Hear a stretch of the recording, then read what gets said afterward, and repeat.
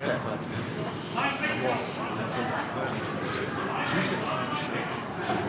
afternoon. At least you know when you're going. Coming down.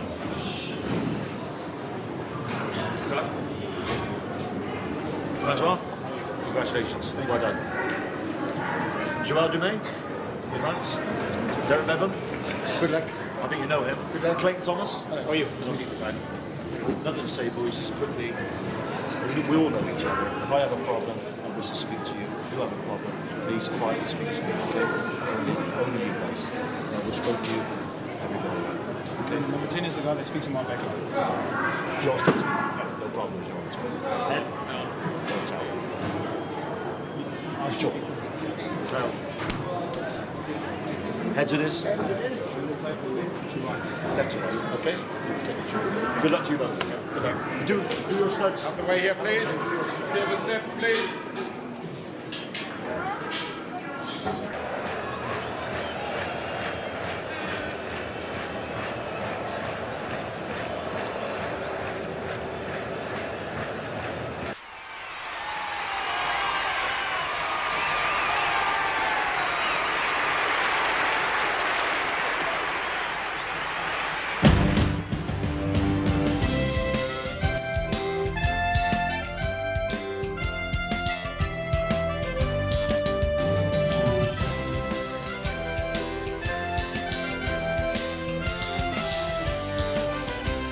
Ladies and gentlemen, welcome to Johannesburg, City of Gold, and the Rugby World Cup Final 1995. South Africa is proud to have hosted this memorable tournament. This afternoon, we salute all the participating nations and eagerly anticipate a display of sportsmanship and skill in this, the final contest. Which captain will hold high World Rugby's coveted Webb Ellis Trophy?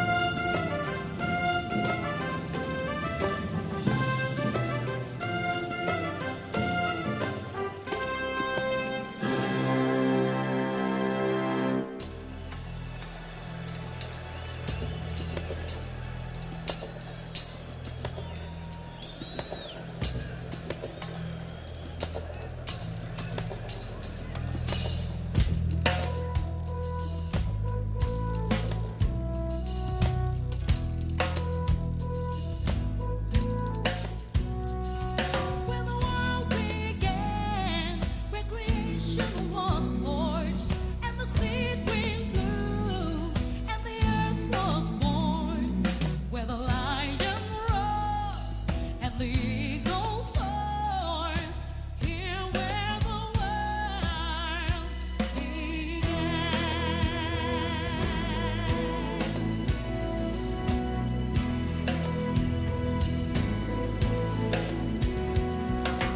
Mountains of thunder and mountains of earth, blankets of starlight on this virgin birth, and the voices of angels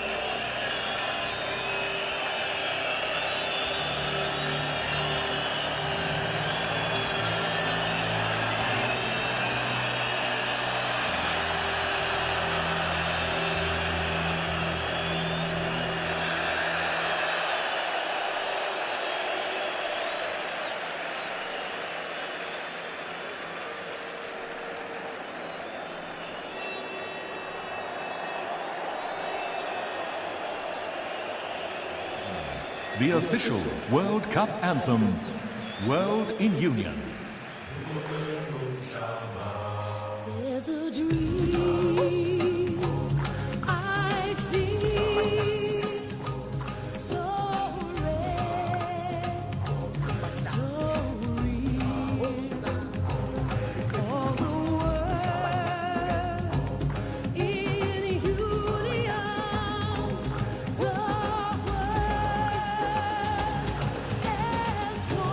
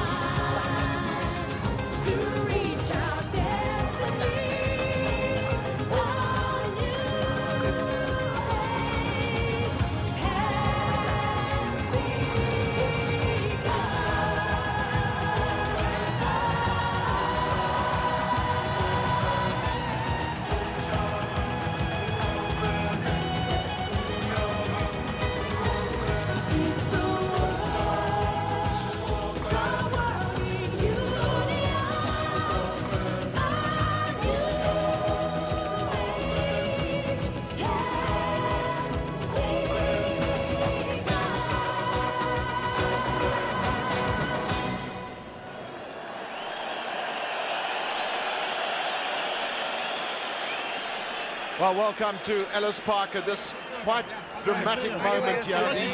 Dr. Nelson Mandela, the President of South Africa, fully clad in the rugby jersey with a number 6 on its back of Francois Pienaar, being introduced to the match officials of the day, and the teams made an early entry into the stadium, and that wonderful rendition of the World Cup anthem by PJ Powers and Ladysmith Black Mambosa to join them as they came out. Sean Fitzpatrick playing in his second Rugby World Cup final. He was on the winning side in 1987, and that's big Jonah Lomu. A big day for him, 20 years of age.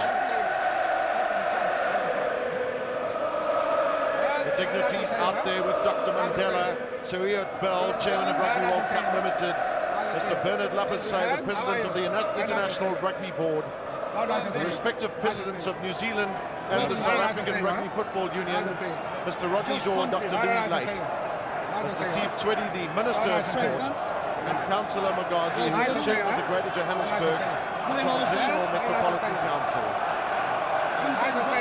Osborne, Zinza and Brook, Jeff Wilson. What dramatic moments here at Ellis Park. I don't think I've ever seen so many flags in one stadium.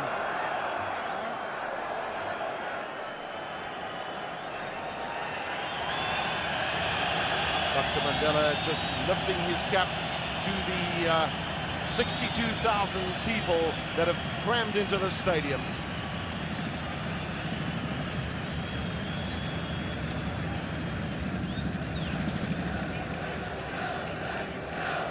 While the teams await the national anthems, a very emotional moment for both teams. Of South Africa and New Zealand. South African national anthems.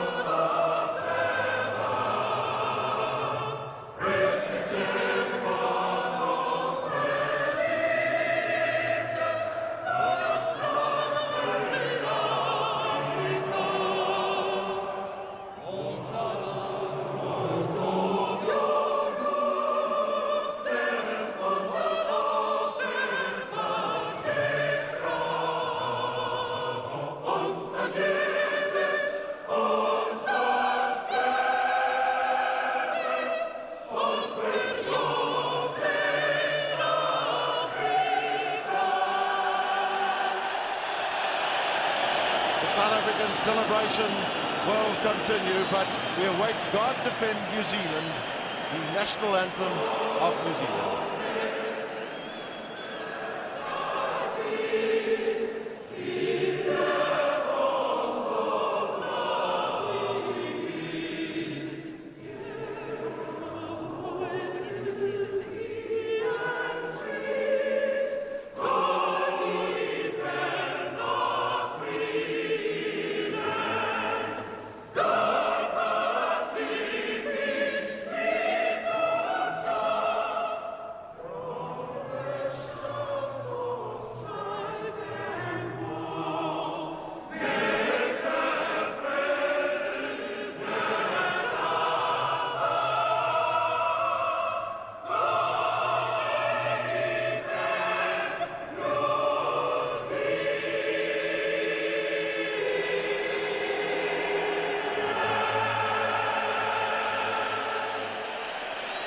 The celebrations have been rather spectacular here at Ellis Park, and we've seen that Dr. Mandela will now leave the field. The celebration's over. We're now down to the big game, and we await the haka of New Zealand. It's been almost 3 years since Andorra beat Denmark 3-0 in the initial qualifying rounds for this competition. and the two great rivals of Southern Hemisphere rugby, New Zealand and South Africa, out in the middle at Ellis Park.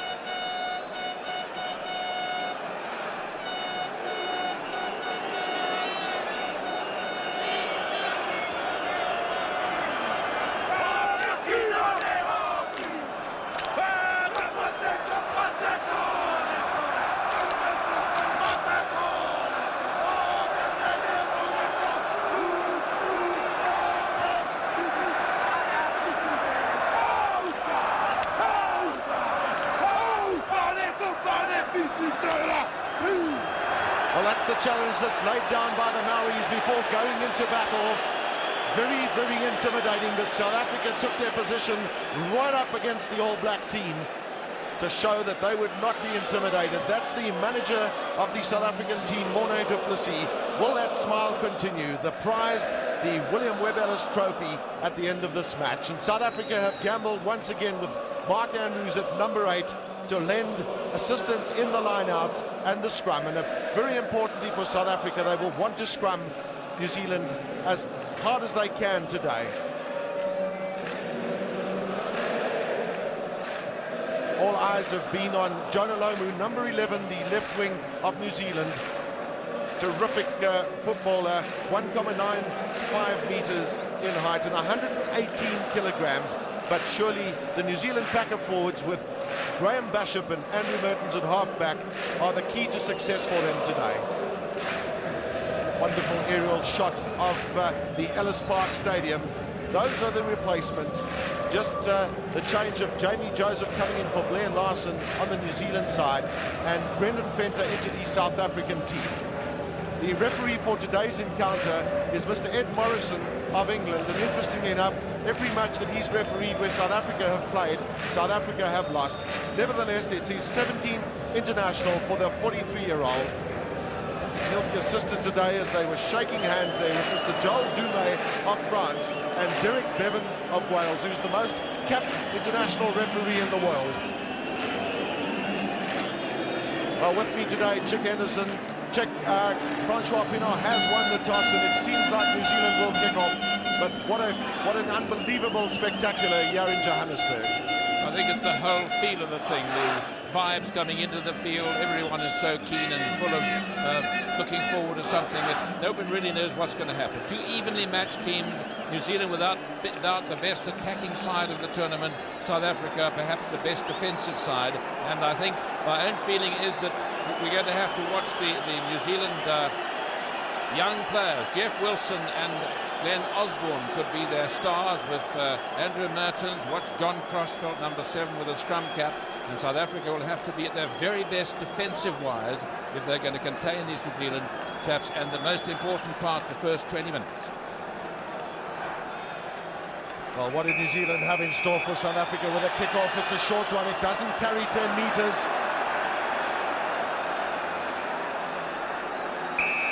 That was good ball for South Africa, but they'll have the penalty for the All Blacks being in an offside position.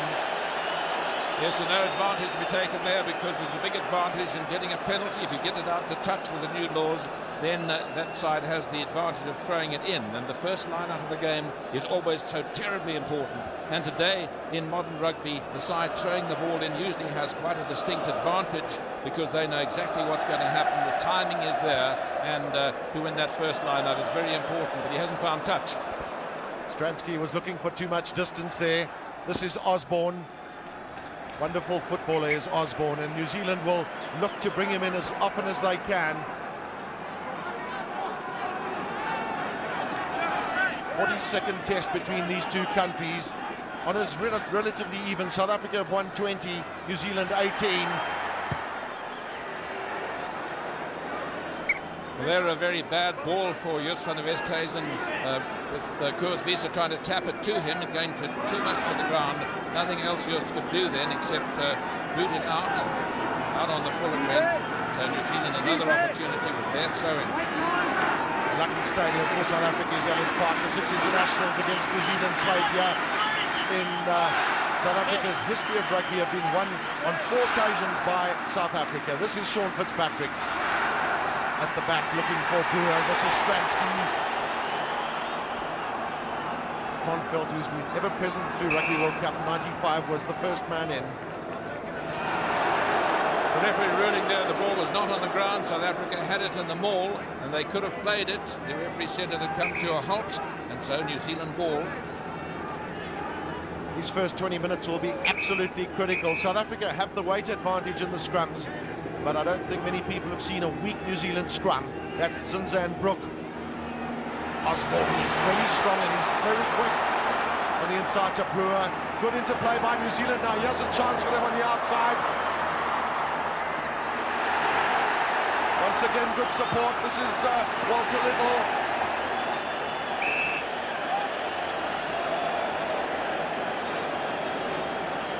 Well, we could see straight away that New Zealand were looking to try and stretch the game to the left to big Jonah Lomu and give him some time and space. The fine attacking movement started again by that chap Osborne. Was such a dangerous man. He's a 7-a-side player, and that's big Jonah Lomu.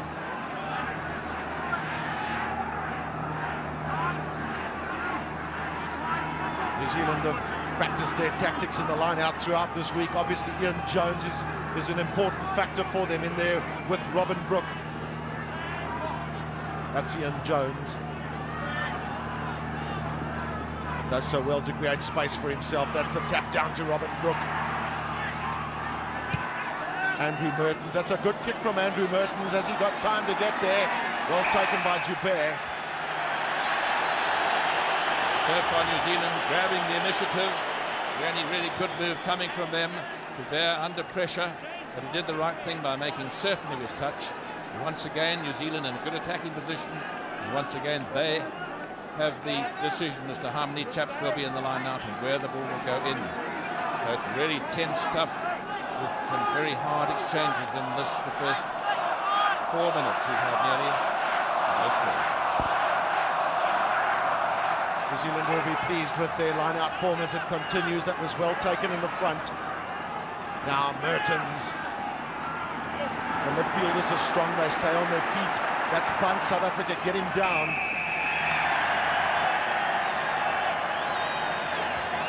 South Africa coming in there from the wrong side. That was Peter Durant.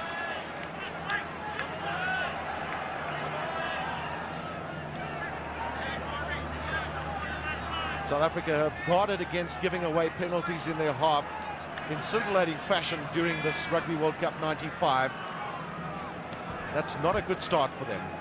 Well, it's been all New Zealand so far, territorially particularly. South Africa missing that first penalty was quite cost them quite dearly. Would have been their throw-in, but New Zealand have come back and so far winning the rucks and mauls.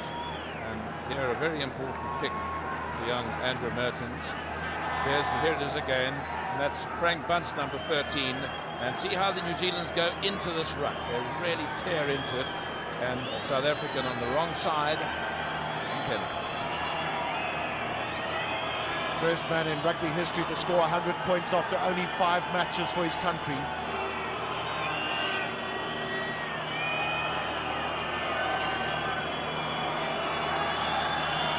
Such an important pick for New Zealand. As he swung that through, yes, Mertens' first blood to New Zealand.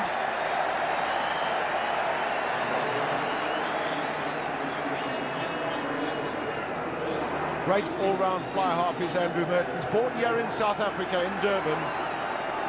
South Africa's loss is New Zealand's gain. This is Stransky with a restart. South Africa get there in numbers, but they can't control.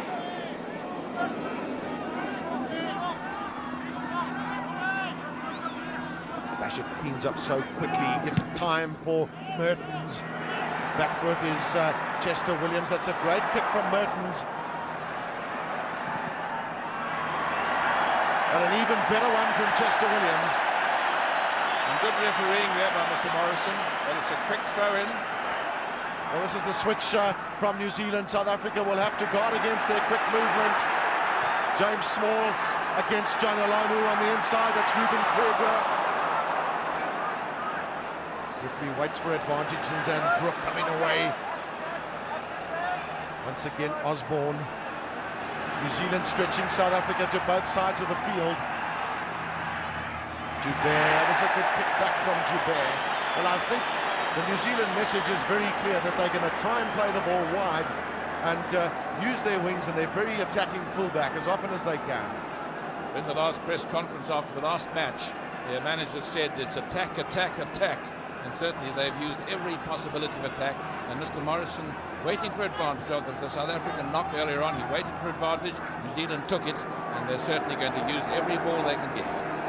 There's a risk factor when you're attacking, of course, and there are very often holes in defence of New Zealand have shown during this Rugby World Cup. They've conceded a lot of tries, and they haven't particularly played well in the last 20 minutes of most matches. Joubert. Now, what does Mertens do? He'll look to drop. It's a good effort from him, but it's just... It started off quite well from Andrew Mertens, and then just swelled a little bit, but he keeps his side on the attack. South Africa will just want to settle down, maybe win a couple of set pieces, and it's a question of discipline. It would not have been a good move, so they decided to go for the conservative standard tighter dropout. Well, most of the opportunities have gone New Zealand's way, particularly in the set pieces. This is good running by Ruben Kruger. Leroux was very heavily dumped in the middle.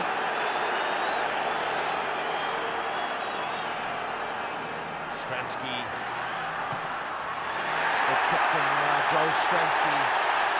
And he's got a very important and a vital role to play for South Africa in keeping his forwards going in the direction of the All Black line. Interesting decision there. The referee was going to give a penalty behind the halfway for the high tackle, but he judged that it was advantage for South Africa to get into that position, the best attacking position they've been in so far. And so, once again, Mr. Morrison making use of the advantage law, and South Africa with a good attacking opportunity, but it is a New Zealand ball, so they'll have to do all sorts of ingenious things to get the ball. Well, New Zealand have always been great exponents on their own ball in the throw-ins and the line-outs. It continues for them. Mertens. Early touches for both fly halves today to allow them to settle down.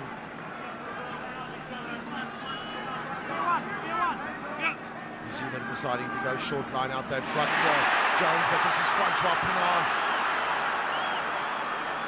Once again, good ball for South Africa. Stransky. That's good play by Stransky. Looking to drop and then finding space on the inside. Well, South Africa are getting over that advantage line against the All Blacks, and that's critical.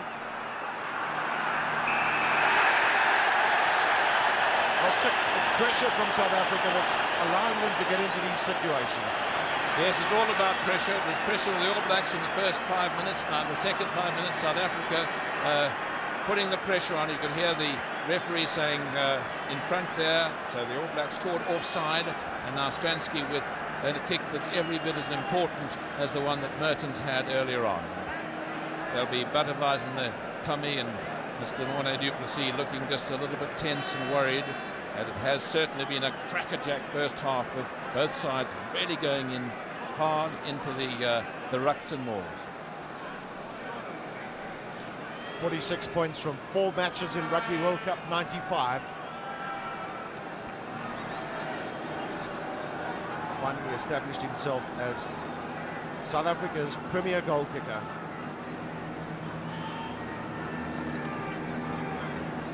Not a lot of difference between Mertens' first kick and this one at Stransky's. Crowd will tell you if it's over.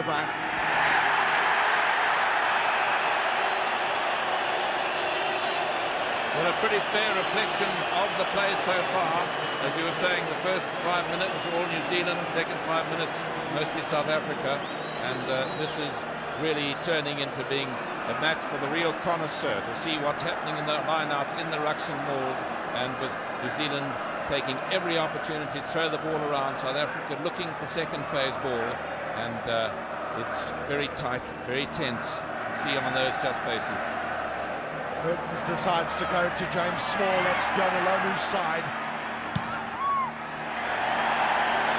James Moore, of course, who played for South Africa under 19 at full-back, and you can see the way he's learned that kick from Campese when he lets it spin the other way off the outside of the boot, so it goes down the right-hand touchline and it actually swings into the touch towards the end.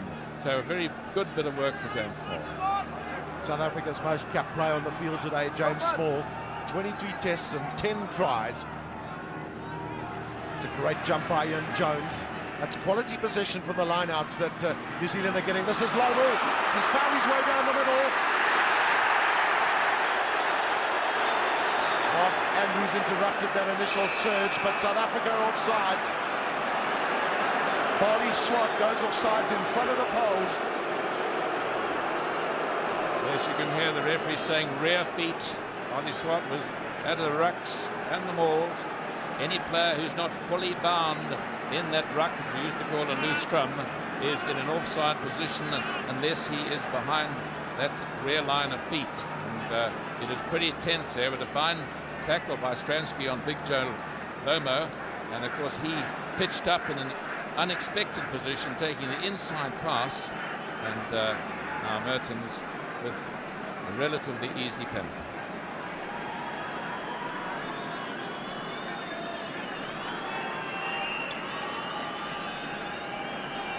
Having got that first penalty behind you is so important. Often this is classified as a sitter, but at this level of rugby there are no sitters. They're all critically important. He struck it well.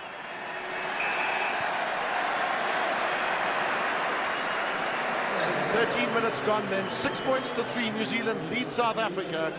All penalty goals coming from that man and Joel Stransky. It's all been a question of possession. New Zealand have had just a little extra. Watch this Lomo coming in on the burst, right through the middle. Prontapino went from a good tackle by the scrum half, and it's Mark Andrews who ended up with the ball. New Zealand control the ball well from the kick-ins. This is Bishop. Oh, quite incredibly, the ball bounces on the ground, and Walter Little's in there. Operates almost as a fourth loose forward, does Walter Little. Mertens and then Jeff Wilson. Just look at the good support play from New Zealand. They're all over the place. Again, the rush down the middle for Little and Kronfeld, but South Africa have tackled them behind the advantage line. Well, that's the pressure that South Africa want to exert on New Zealand, because they're going to get the advantage of the puddings if they can tackle them like that. And the referee saying New Zealand had the ball in the maul situation and South Africa ball.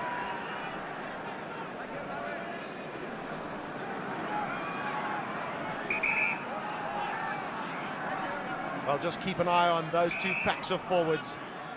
That's the New Zealand reserve bench. South Africa have the weight advantage, and front row is very definitely up against three solid men in Ollo Brown and Craig Dowd, who's the heaviest New Zealand at 118 kilograms. He's the man on the near side.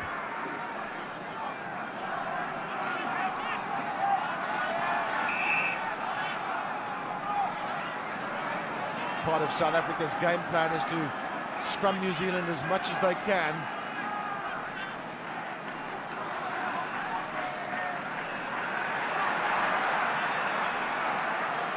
Westhuizen giving Stransky the time and space. It's a lovely kick from him.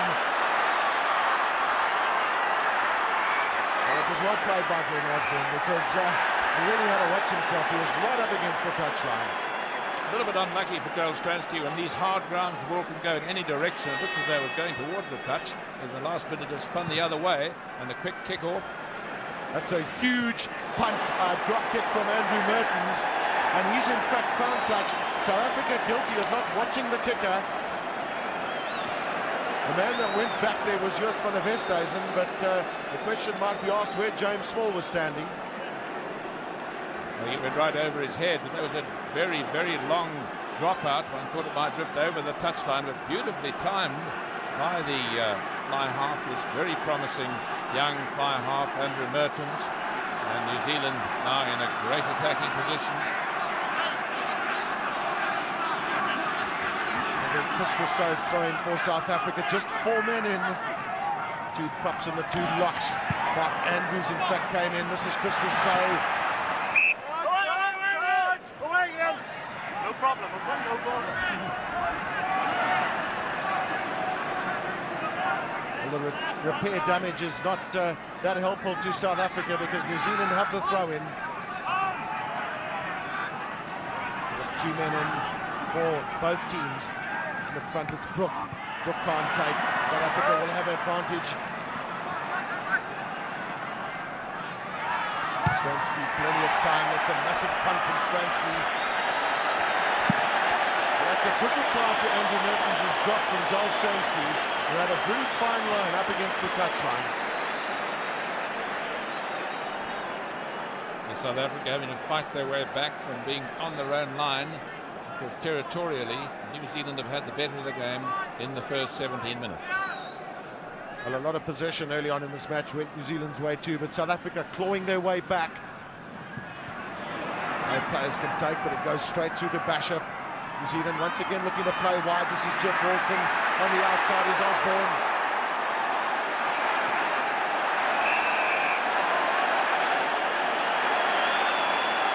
Playing the ball from an offside position with the referee. But once again you saw the combination between the 2 young players, Glenn Osborne and Jeff Wilson. As we said earlier on, those 2 could be the danger men along with the great big loaner. Joel Stransky has just found another quite remarkable touch down the far side. Certainly not intimidated by this Rugby World Cup final, and really a lovely kick from him. Came as a result of the penalty that was given there against New Zealand. So the last 5 minutes seesawing between the 2 try lines. Now can Chris Rousseau find that man Hunter Strydom or Cobus Visser in the front? Strydom with a good jump. And South Africa use Ruben Krier running off. Well, will it be Stransky? This is Yapi Mulder. New Zealand have never found wanting in terms of defence in the midfield. Van der Westhuizen. Wonderful attacking platform for South Africa. That's Chester Williams in at the scrum half position. Chris Rousseau goes through. As well to stay on his feet as Chris Rousseau. Well, South Africa did well there because they had the advantage of the put-in, and that was largely due to Chris Rousseau staying on his feet and getting across that advantage line. And then good support work in the South African forward going forward when the breakdown happened, and that's why they got the pull-up they put in, and this is their best situation yet.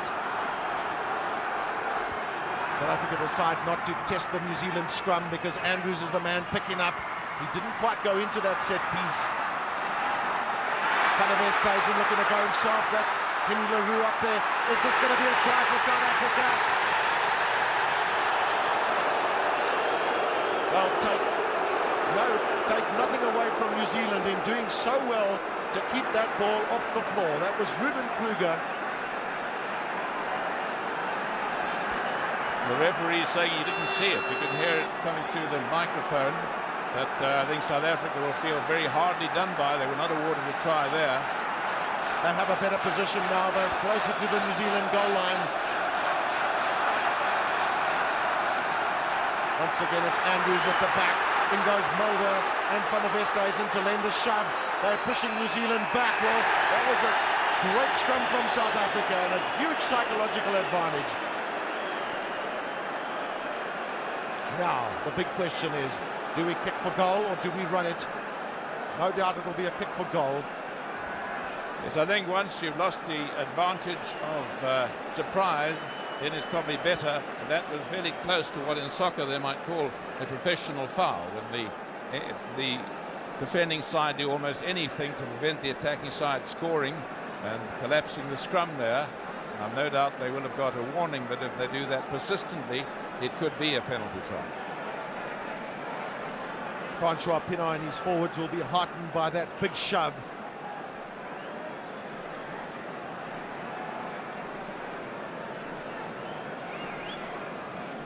Crucial role of the kickers continues. Mertens 2 penalty goals, Stransky 1, will it be 2?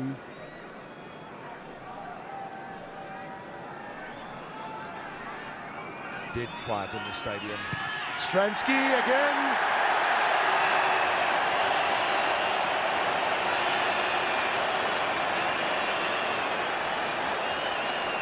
Well, 21 minutes gone then in this Rugby World Cup 95 final.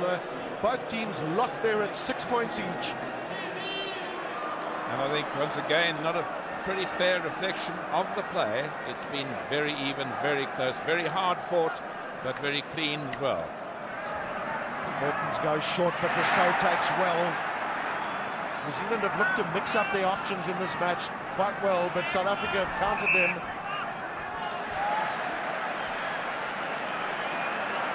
It was good refereeing by Ed Morrison, because that ball was lying very, very close to one of the South African players' heads.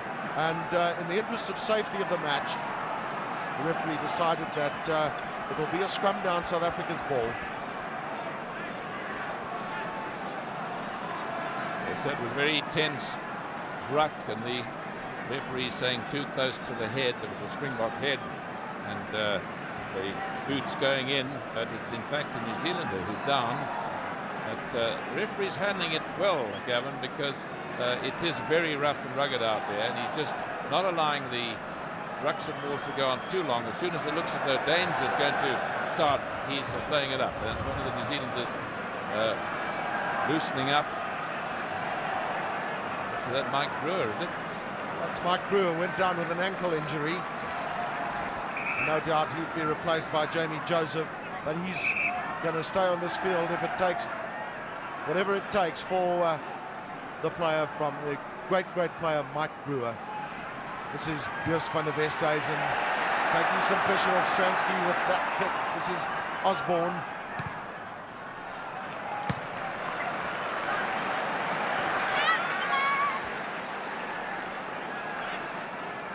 South African bench in pensive mood. Took a break at Sun City in South Africa, at a holiday resort for 2 days prior to getting themselves focused. Mark Andrews in the front of the line out. At the back is on a straight, but South Africa make an awful hash of this. This is Zinzan Brook. Was a marginal decision there. That ball just drifting over the touchline. Zinzan Brook has been known to kick with the abilities of many backline players, known as the demolition man by his fellow New Zealanders. Interestingly enough, South Africa have territorial advantage, although they didn't have it in the first 10 minutes. But possession check goes New Zealand's way. Yes, that's the most important thing, Gavin. I was just thinking that possession is everything in rugby. Well taken by Mark Andrews. Van der Westhuizen, who's been hard-pressed. Stransky looking for space. Perhaps New Zealand didn't expect much running from the fly half. He has that ability, though. This is Francois Pienaar.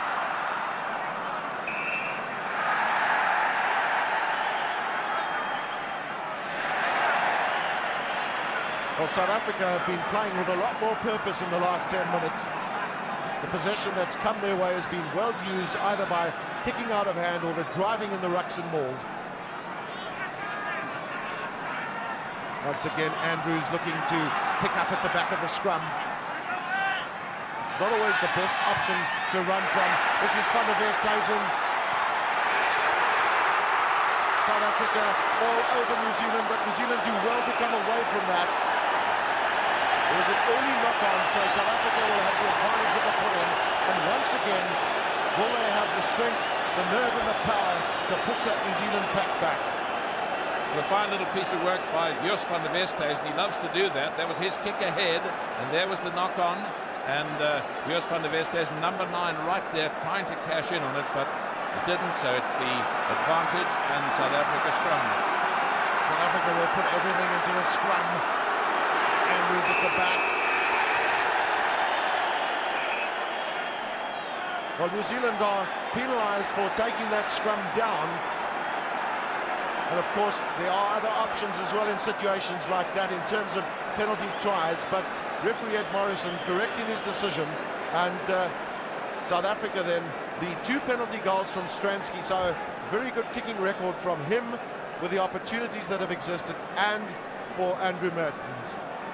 Jamie Joseph warming up. That's the second time that New Zealand have conceded a penalty when they've taken it down when it was a 5-meter scrum or less. And watch it there, South Africa have the ball, they're controlling it, and there New Zealand right on your left taking it down, and it is now a possibility for persistent breaking of the laws.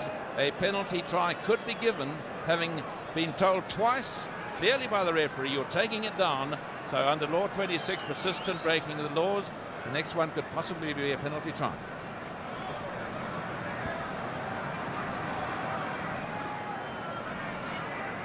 Stransky's record in Rugby World Cup 95 is an outstanding one.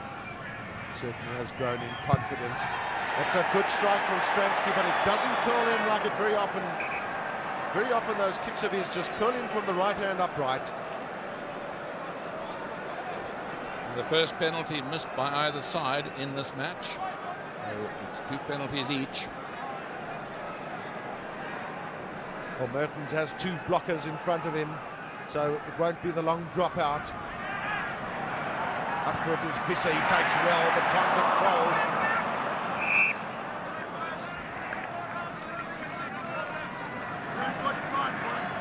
South Africa have been using the weight advantage that they have in the scrums rather well, particularly in attacking situations.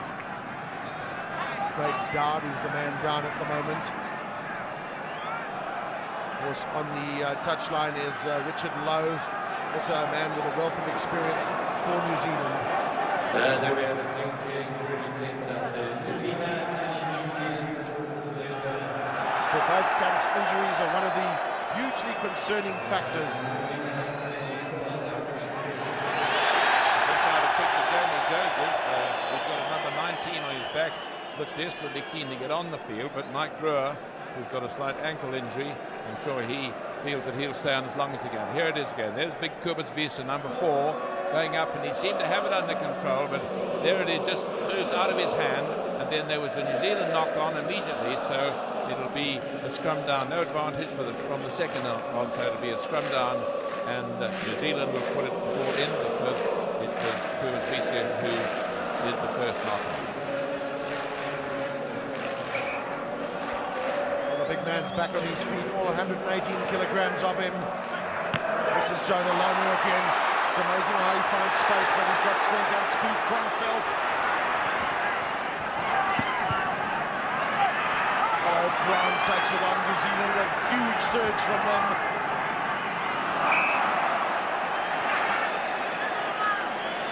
Well, South Africa will be relieved that there was a knock-on as they came surging through, but once again, Jonah Lomu is showing that he doesn't need that much space to be a really dangerous runner.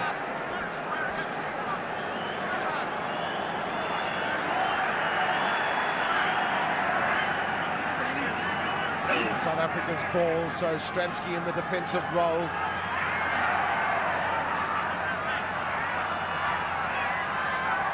was well played by Van der Westhuizen because he gave him the space to be able to do just what he did there. This is Osborne, but that ball was out. It was either out or it was a knock forward.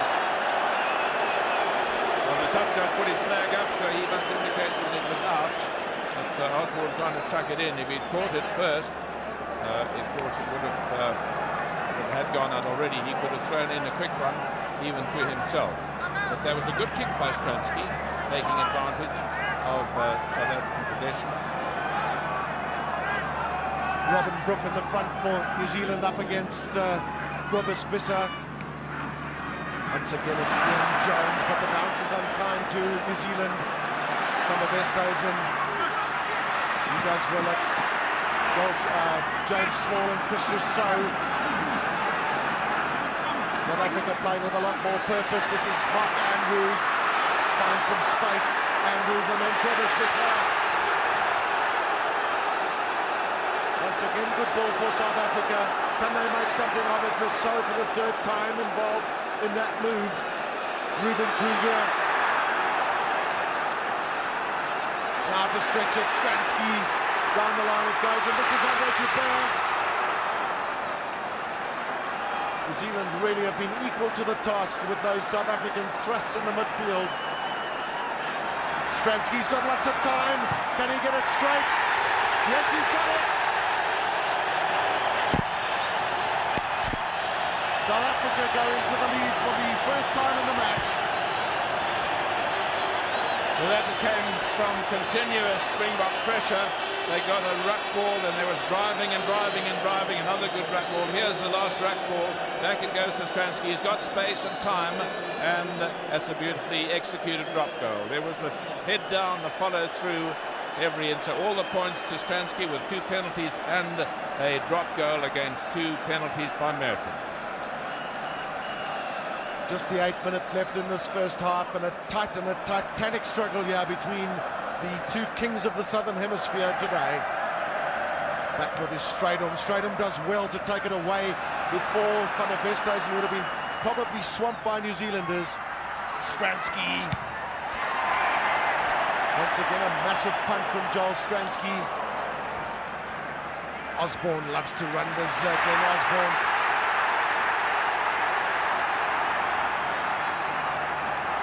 South Africa have it again. Can they make something of this? Henny LaRue. Good option by Henny LaRue because Chester Williams is on the outside. The bounce is favourable for Ruben Kruger. South Africa's need to get there in numbers. They were a little slow in getting to the point of breakdown. Now it's a big chase. Andre Joubert is the man back. He's got the speedy Jip Wilson against him. Well, that was so disappointing, one feels, for South Africa. They were right on the attack and couldn't control. Yes, there is. Ball retention is everything. You see, South Africa have one more ball in open play, but that was the vital one. Then it was Ruben Kruger who was in possession when he went down, and after a very torrid ruck, he came back on the New Zealand side, and that long kick and Joubert safety first tactics, as Jeff Wilson was very quick in chasing up after him. And Joubert, of course, up in the line for the previous three-quarter move. New Zealand, of course, great on their own ball in the own throw-ins in the line-out. They've got a huge success record in rugby history in controlling their own throw-ins in the line-outs. Make a hash of this one, though. Pienaar does well. And it's quite amazing how much time Joel Stransky is being given, and credit must be given to the South African pack of forwards because they are holding the All Blacks at bay, and that's giving the space and the time for Joel Stransky. Well, that was one of the few All Black throw-ins that went wrong because Francois Pienaar, who's not normally a line-out forward, took it with his feet on the ground.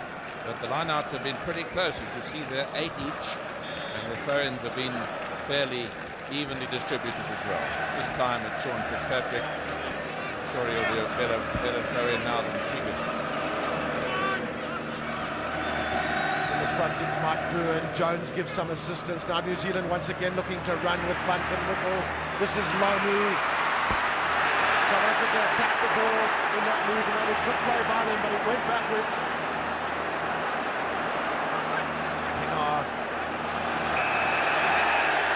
New Zealanders went flying over the top. That was break down. There's the referee saying you must be on your feet when you play the ball. Joel Stransky decides to give that kick to Andre Joubert. He has the better angle with the left foot, and once again a great reply from South Africa. South Africa have in fact been guilty of missing touch on a few occasions up to now. And that time Joubert did the right thing, making sure he didn't go for too much distance. And South Africa on the attack, and of course it'll be their foot in. A lot of time has been spent on preparation in lineouts. That's Big Hannes Strydom. Mark Andrews at the front, and this is Van der Westhuizen. Only find Sean Fitzpatrick. Well, there's a wry smile on his face, but he'll be disappointed that he couldn't make better use of that. Sean Fitzpatrick, a very old campaigner, he knows that from a line-out you stay in the tram lines in a defensive position. And there he was to frustrate the efforts of the little scrum half. South Africa have taken Cobus Visser out of the lineouts and put Mark Andrews in the front on most occasions. This is straight on. Well, that ball went in skew, so New Zealand will have the advantage of the put-in. They have an option of a line-out or a scrum, and interestingly enough, they take the scrum because they'll back themselves in that department, although South Africa have the weight advantage.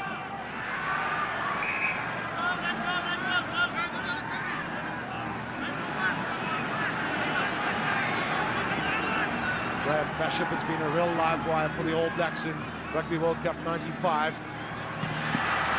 Lomu is held up by Ruben Kruger, but give credit to Bonavestaisen for that stoppage of the big man. This is Stransky of South Africa in an offside position.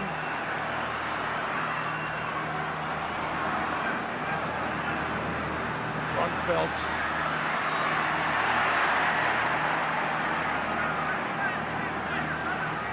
Lomu's pass back to Brook, once again looking to play wide to Jeff Wilson. New Zealand are not scared to run the ball in their own 22. This is Walter Little.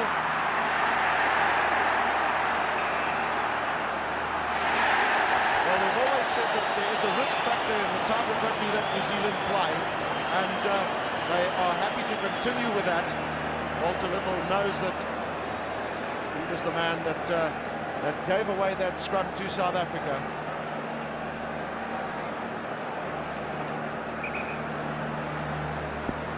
Just 2 minutes to go in this half, and so both sides will be looking for that psychological score if they can get it. South Africa lead New Zealand 9 points to 6. The grand finale of Rugby World Cup 95.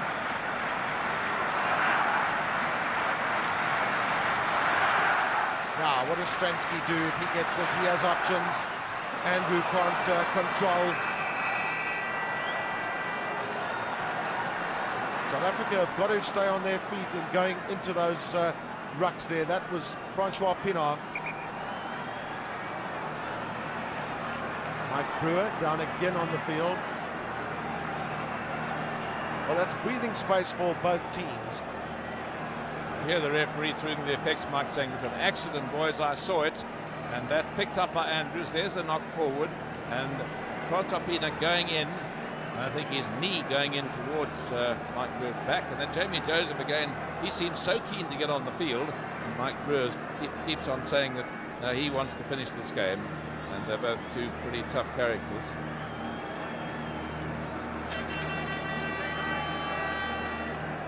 Lots of experience from Mike Brewer. Not like Ruben Kleer of South Africa, was silent but deadly. He's probably a prodigious punter of the ball, but he will not want to sacrifice accuracy for distance.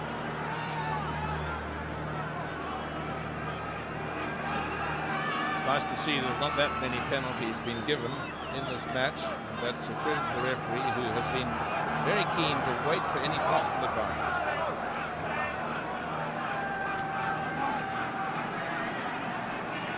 Fitzpatrick has options. He looks for Jones and finds him. Now Mertens with a big pick. This is Chester Williams with his first real touch of the game. Called for the mark, but it was not given. I'll give credit to the little South African left wing because he held on to it. But South Africa will get a penalty for the All Blacks being offside. It's such a tight situation for both teams in defence, and very often they're just bridging that offside line.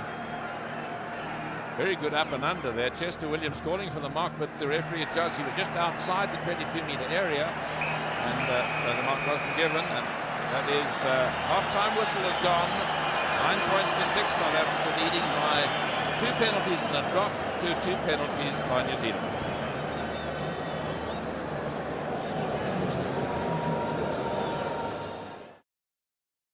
It isn't one for the chaps who's come to see lots of tries scored, but yet they have seen some pretty enterprising stuff.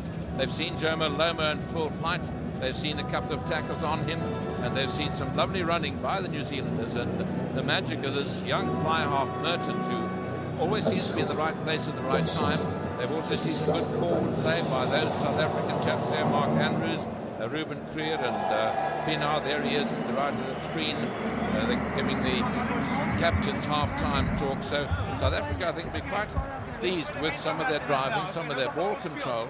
And New Zealand, of course, going for getting possession. They want to get it out to those dangerous men at the back. Not only Lomu, they've got two very experienced centres in Walter Little and Frank Bunce, and two fantastically promising and excellent young players in Glenn Osborne and Jeff Wilson, and of course Merton. So, Gavin, I think the second half couldn't be set up for a more interesting spectacle and contest. There's nothing in it. At half-time, just 3 points in it, and so anybody's game, and I think anybody would be very brave to forecast a winner at this level. Great game, great defence.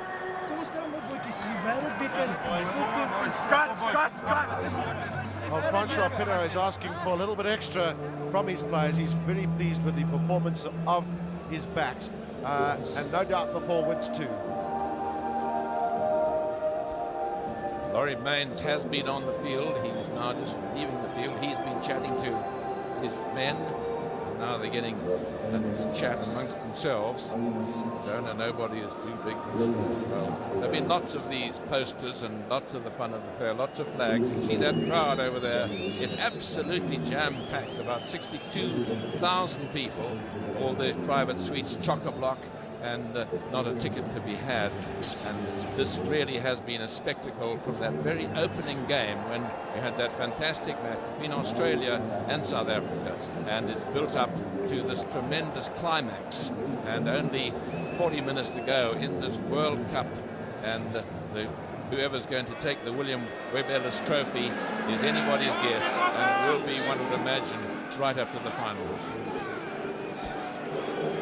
Well, Mike Brewer is still struggling a little with that earlier seemingly ankle injury that he had in the game, but both teams still intact with the same teams that started this match.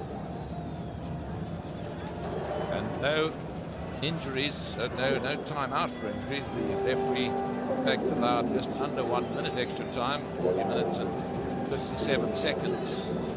Now they're all ready to start. That's a good aerial view of this super stadium, which is used for big soccer matches sometimes and pop concerts. There's Laurie Mains in the middle, looking very tense. I don't think either Gavin or I have seen him smile ever. And, he's certainly ready. That's Mike Brewer there.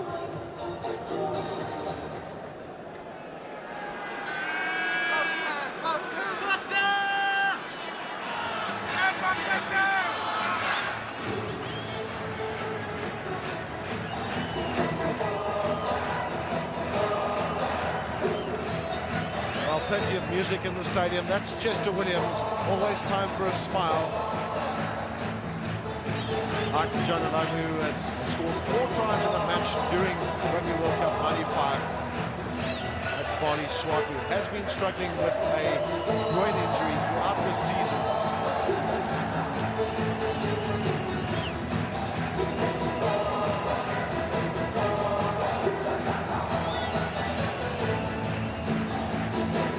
We await the last 40 minutes of Rugby World Cup 95, and Charles Stransky will start it for those men. Francois Pienaar was very vociferous in his team talk in respect of what is needed by South Africa to beat the might of the All Blacks from the land of the white cow.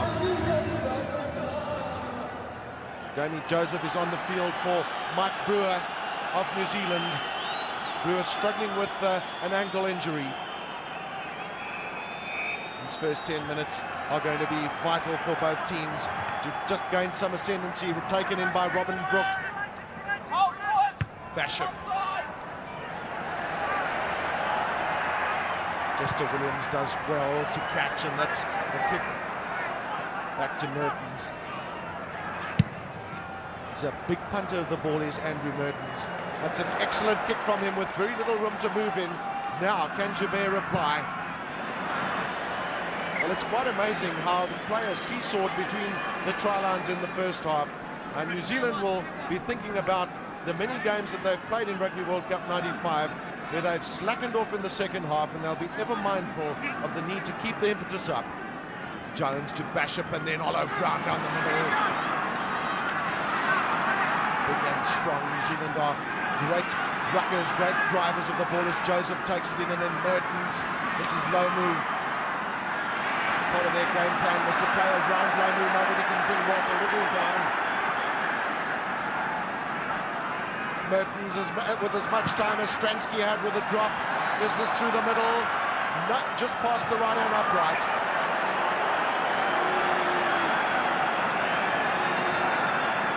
Brendan Fenter in defensive mood for South Africa.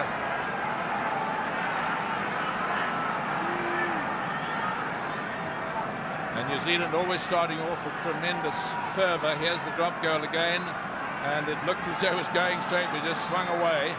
And New Zealand, as they did in the first half, putting everything into the next 10 minutes to try and get that same all-important lead. Well, that's an indication of how important territory is in this match. Territorial advantage. Stransky with a long, deep kick, and then Lomu fighting off a couple of South Africans. This is Jeff Wilson. He's got pace. Support was a bit long coming from New Zealand, but they've done well to clean up. Was that a knock-on from Craig Dowd? Referee says no. Mertens' hoist for Joubert. That's gone a bit too far and a bit too deep. Alondre Joubert has been absolutely outstanding throughout this Rugby World Cup in terms of catching those high balls. And a good time to mark, because he'll get all his players behind him and let them all settle down and no doubt concentrate and get his touch. Well, that's screwed off his boot, taken by Osborne. Always looking to run his Glenn Osborne. And then Lomu runs off him beautifully. The big man steps out of 3-4 tackles. Again, Jeff Wilson on the outside. The switch right now. Pinner. That's a kick through from him, but he's up against Jeff Wilson again. Oh, Wilson displaying the skills in picking that ball up that you would expect from a man who's played cricket for his country. He won't be too happy with the kick. It slid off his boot, and that was good, enterprising rugby by the Springboks, taking advantage, real opportunist stuff, and that's the reward, getting onto the attack, and that's what they will want in these first few minutes. Just over 3 minutes gone, and it was the Springboks so in, so they can dictate where it's going in the line-up. Their backs are lining deep. This is a good opportunity for them. Could we have expected a tighter final in the Rugby World Cup? Well taken by Visser. Difficult getting momentum against the All Black pack in terms of the rolling balls. It's Ruben Creel squared by Craig Dowd. That was good play by Craig Dowd. He wasn't offsides, got himself round there, and South Africa was slow with the release. Now the crowd think it was offside, but the ball was actually out. It was in the hands of Joos van der Westhuizen, and you could hear the referee through the can saying, play on, play on.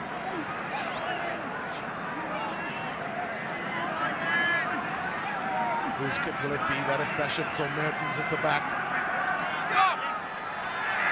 Mertens takes well. Once again, a big punt from him. Now can Chester Williams make something of this with Joubert? It's a long drop from Andre Joubert. A very stout effort from him. Now Osborne, he loves to attack, just no thought of putting the ball down. And he knew there was space on the far side because James Small had charged after that drop. Certainly a game for fit young men today, with the ball going all over the field from side to side and from end to end, and both sides using the ball, spinning it around. That's Glenn Osborne, who is such a promising young player, very safe in defence, but Mertens is having a fine game, taking the ball so well, and Laurie Main still not looking very happy.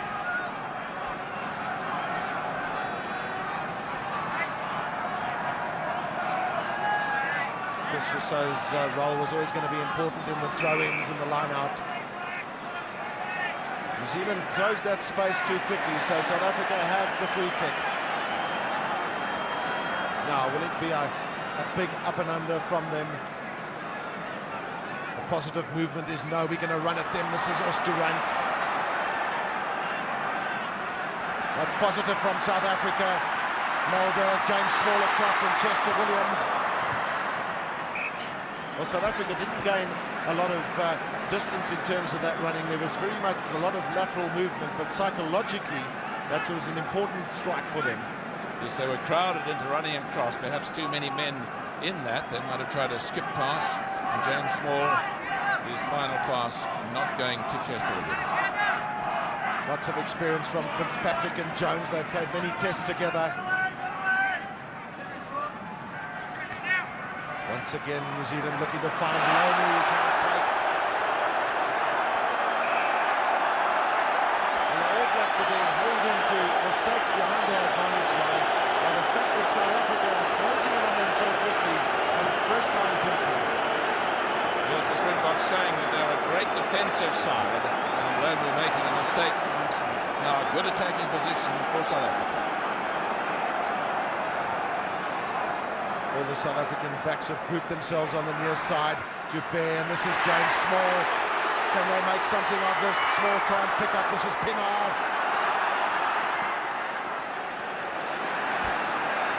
South Africa keeping the ball alive. That's Andrews was the last man in.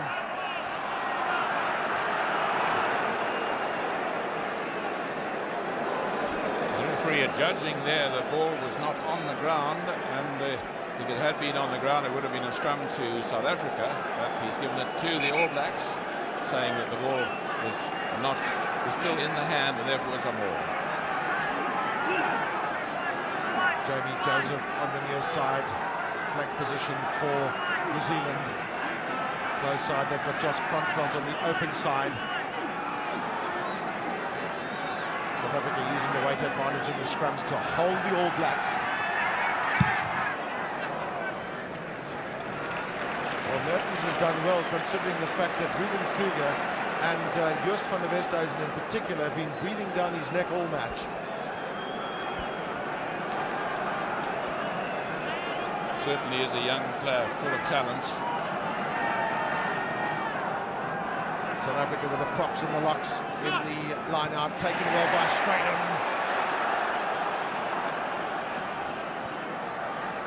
Once again, good ball for South Africa. This is Visser. Solid tackle there from Zinzan Brook. Not easy bringing down the 125-kilogram lot forward for South Africa. The only problem with those drives is that you need close-in support, and Visser couldn't find it, so he held onto the ball on the ground, and that the resultant penalty goes the way of the All Blacks.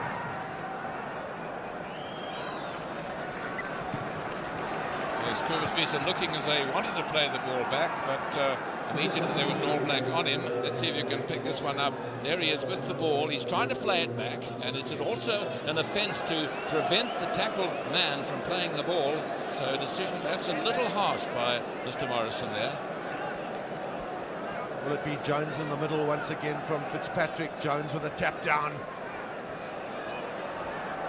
New Zealand playing a fair bit of their rugby behind the advantage line, but such is the strength of the men in the midfield that they can keep the ball alive. Jeff Wilson, he's got Fitzpatrick on the outside. Good running there by Walter Little. It's not often you see Walter Little being put down on the ground.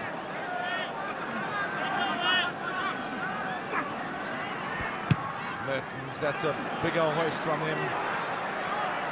Joubert goes up and takes beautifully. Well, the fact that Andre Joubert has that broken bone in his hand has not deterred him from showing a lot of courage for his country.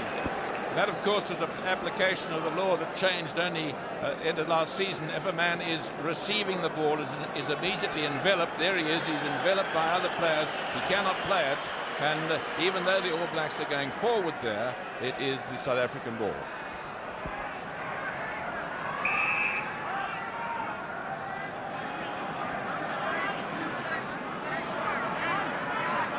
Barley Swart is asked to keep the scrum, or he's got to stay square in the scrum, almost in similar fashion to the All Blacks being penalised in the first half. Big pressure on South Africa's anchor in the scrum.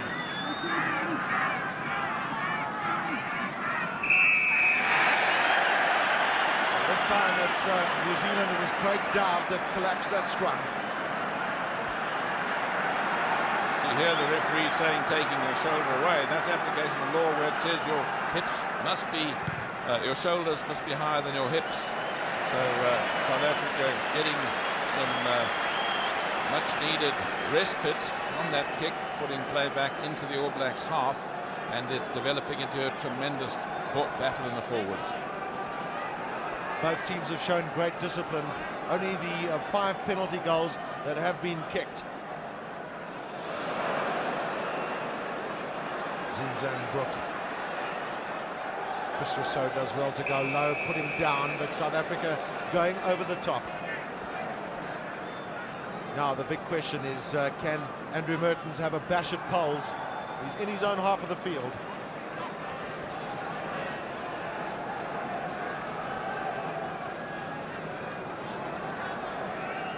Yes, he's decided to have a go. Well, I think it's always a good thing to have a go if you think you've got even the remotest chance of getting there. And of course, here up at nearly 6,000 feet above sea level, the ball travels probably an extra 7 or 8 meters as against down at sea level. And one has seen balls kicked from here. Here's Zinzanbroek going in, tackled by Stradum. Now, you said a South African playing it on the ground. Yes, Zinzan placed the ball back, and there was a South African playing it on the ground.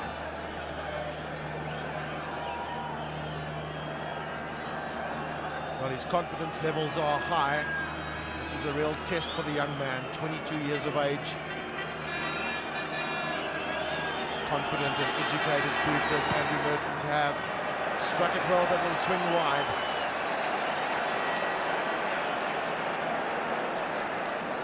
Well, 55 meters is no real bother in terms of the length of the kick. James Small playing a bit of cat and mouse with Jonah Lomu.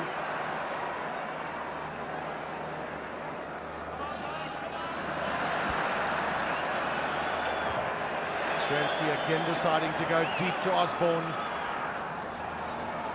New Zealand haven't regrouped quickly on many occasions in the match with the catcher at the back. This is Lomu.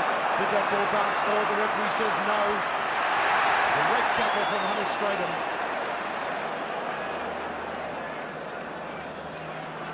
Jeff Wilson has found some space during this match and has not been able to make much of it.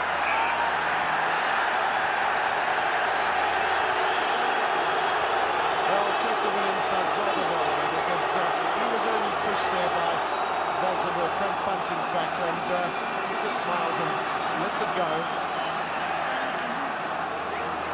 Discipline, of course, is critical in this match for both teams. Well, there is Chester going down for it. A little knock-on by Chester Williams, you saw, and then a bit of pushing by Frank Bunce, but nothing serious. And the touch judge told the referee nothing serious, so play goes on. Van der Westhuizen does well to run wide to assist with the defensive work. This is Osborne. Now Jonah Lomu and Andre Joubert. The big man has got strength. What a great tackle from Robbie Mulder.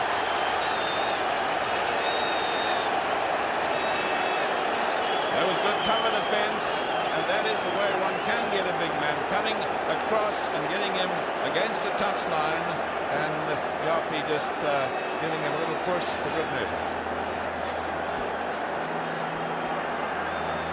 Here's the big man, Andre Joubert after him, and there's the tackle, a good tackle, holding on to the leg, and so the Springboks on the attack.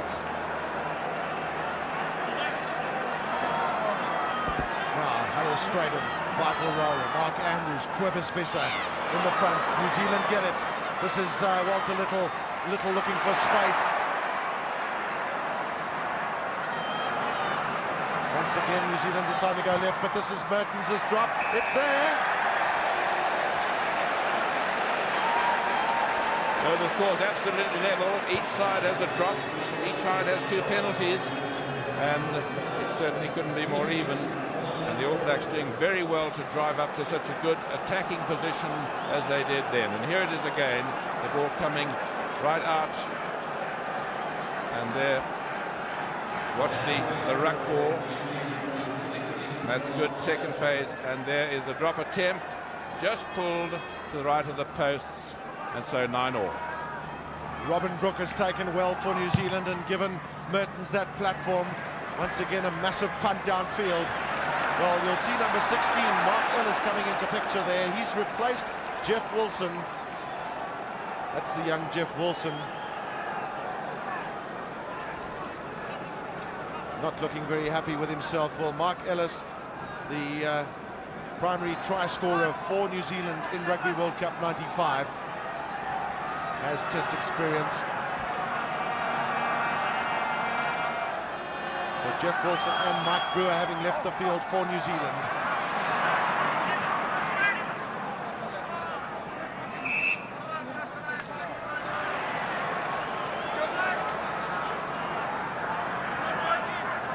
Jamie Joseph was the last man up, the replacement for Mike Brewer.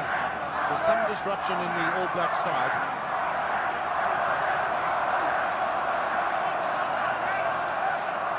Joseph stands off. Mertens looks to launch on the far side again. This is Osborne. He was unmarked, was Glenn Osborne. Great running from the New Zealand fullback. Well, New Zealand said that part of their game plan was going to be to play off Lomu and use Glenn Osborne, man in picture, and Jeff Wilson as much as they can. And it's worked well for them in this match. That was a very clever move with all eyes, Springbok eyes on Lomu, and then, yeah, that's a good possession. Out it goes, a long one to the fullback, and he's got tremendous rugby ability, tremendous speed, and only the cover defence, see the 4 green jerseys, they managed to run him in. Vital throw for Chris Rousseau. Peter Durant takes in, he's never been on a losing side for South Africa.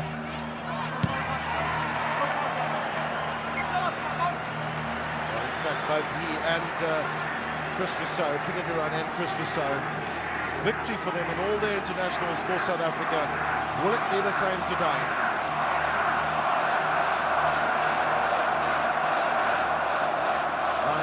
All 17 minutes gone in this second half. That's Ian Jones. He's been a pillar of strength for New Zealand in the lineouts. Standing just behind Robin Brook. Once again the tap down coming from Jones. Now, is this Mertens again with a drop goal? He struck it high. No. That's the third one he's tried. He missed 2 and got 1, but it wasn't wide by much. Once again, good New Zealand possession, and just pushing it this time. Stransky hasn't used the preferred option of the short kicks to the forwards from the dropout. This is the first one in the match. Joseph. I don't think too many men would meet a man the size of Peter Durant when they passed him. Young diesel mechanic from the Free State, Peter Durant.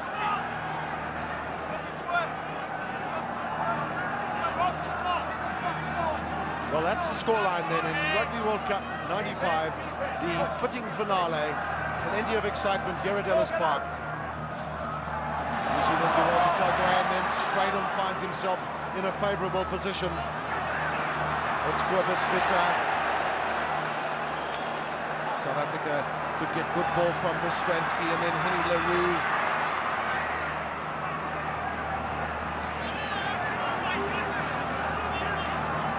Now Williams Van kick for space, yes.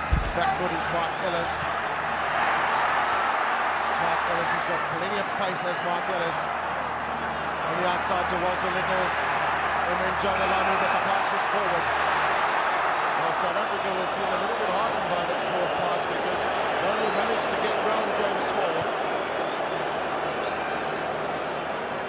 Just a friendly little tap of the hand from James Small and Jonah Lomu. They know they're in a massive contest here today.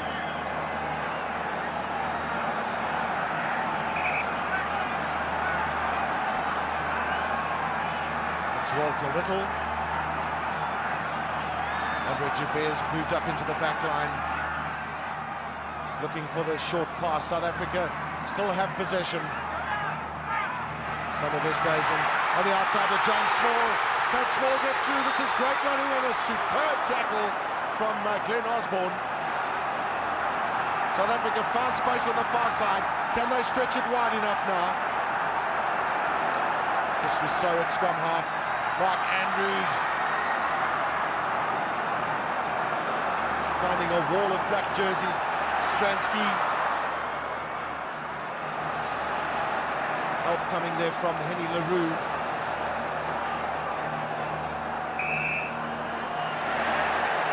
Good pressure coming from South Africa. Showing lots of positiveness in terms of moving the ball out wide to Stransky, and it was a good run by the winger. South Africa unable to keep the ball in born retention, and the referee giving the benefit of the doubt to New Zealand. He said roll away, and then he decided they couldn't quite get away. And let's just have a look at this again. Well, Henny LaRue just getting some repair damage there from the medical team of South Africa. And here it is again, out there. And that's James Small. He sees a bit of a gap and trying to pick up some help from inside, but Lomu was between him and the man he wanted to pass to, and there in goes Osturanch. That's where they wanted to get the ball, and there was an All Black on the ground. The referee said he could not roll away from it. Now, what option do South Africa use? That's Andrew at the back. Once again, James Small has a chance. This is Andre Joubert. Well, New Zealand have such a well-organised defence. It's so difficult to get through, and complementing really what South Africa have shown in Rugby World Cup 95. Good, solid defence when it's needed. Despite the fact that New Zealand have conceded so many tries and relaxed themselves in the last 20 minutes of the match. Well, that's not likely to happen in a final at this level. Jones, as he's done on so many occasions for New Zealand.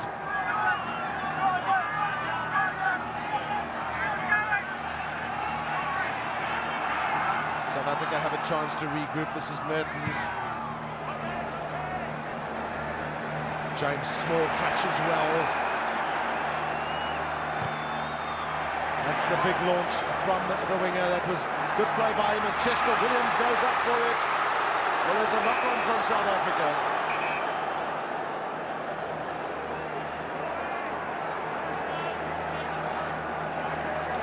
There's two knock-ons. In fact, South Africa was the first, and that's why he couldn't wait for advantage. But not a bad effort by James Small, but giving away the advantage now to the All Blacks.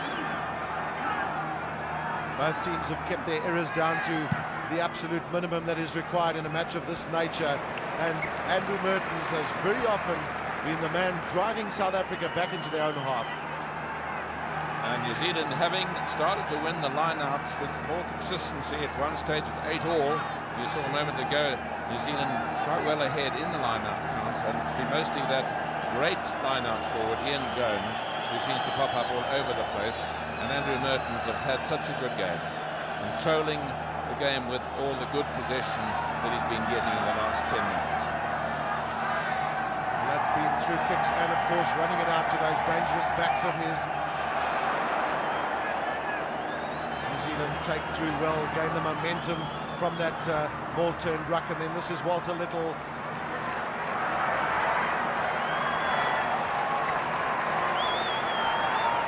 There's good thinking by the All Blacks, getting enough ball. They've decided they want to play mostly in the South African half of the field, and Walter Little, with all that tremendous experience, a very well-judged kick, and look what a position he's got his side into. Bali Swart seems to be limping for South Africa. Last man into that line-out. Pienaar, 16 minutes left in this match for him as captain of South Africa. He's captain his country in all of his internationals.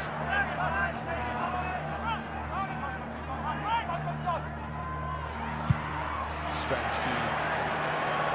Well, Stransky's wanting to show that he's equal to anything that Andrew Mertens can show for New Zealand. 9 points all. Heaven forbid, Chick, that we have a draw at full time. Well, I think the rules of the tournament are that they share the cup if there are no tries scored in the match.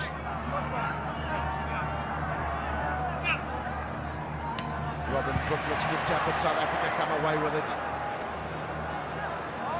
Mark Andrews lending a bit of muscle. This is Chester Williams. He's probing down the middle of the field.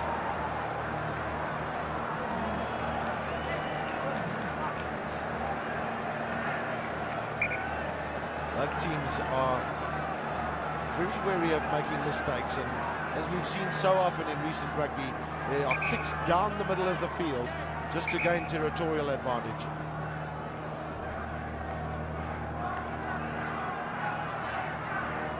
South Africa have got a few guards up on the 22 to try and stop Andrew Mertens' long drop-ins.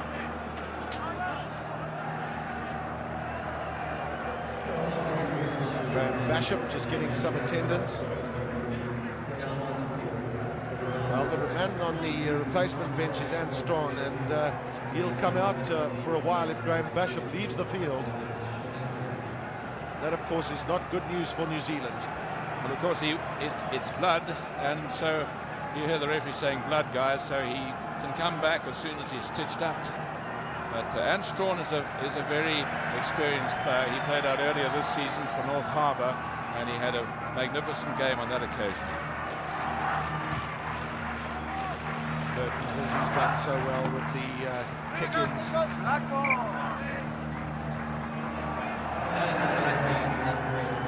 Critical last period of this match. Just 13 minutes left. Both teams locked at 9-all. That's Ant Strawn. Also a man of vast experience.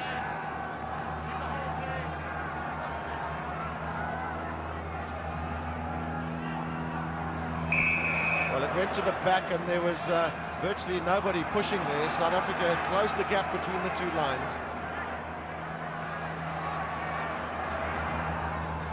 Strawn gets himself in quickly, and this is Mertens. It's a long kick from Mertens, but it was out on the full. Graham Small had done well because he was guarding that far touchline. Mertens, no real bother for him. He's kicked so prodigiously in this match. South Africa had a better territorial advantage in the first half, but New Zealand have been creeping back. Well, Bali Swart once again looks like he's struggling, and one wonders if he's going to leave the field. The replacement for him will be Gary Pagel. Well, Gary Pagan's a very fine player, but he is a man who's played nearly all of his rugby on the tight head side. And, of course, if it's a scrum now to start again, the referee says wait for the replacement because there is a front row forward involved, but the referee said it's a line out. If it was a scrum, they'd have to wait. The doctor's got to clear it now. The doctor said okay, and that's Gary Pagel coming off. Well, what a big day for the young man from the Western Province. He has no time to get himself into this match. Just 12 minutes left, but a great opportunity for him.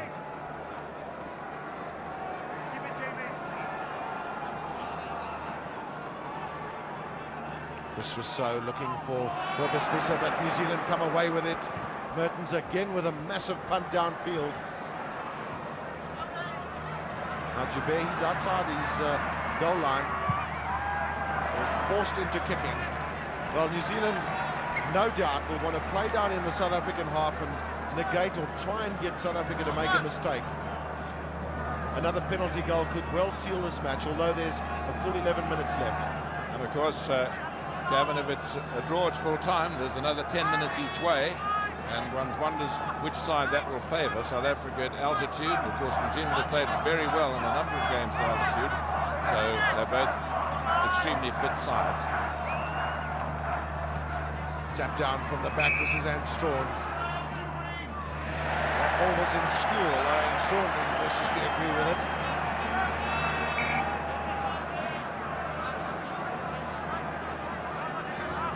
Well, the last 10 minutes will be a question of huge commitment from both teams.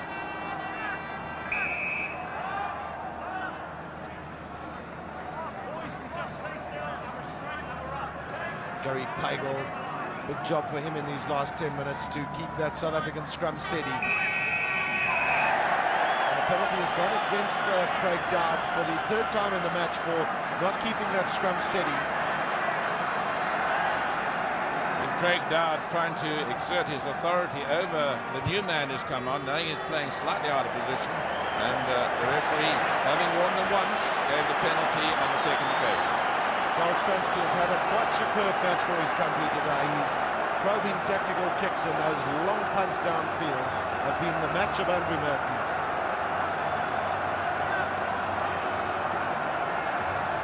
Question of tactics for this line out are critical. Cobus Visser's in the front. If South Africa can secure quality ball here, will we see a drop goal or a drop attempt from Joel Stransky?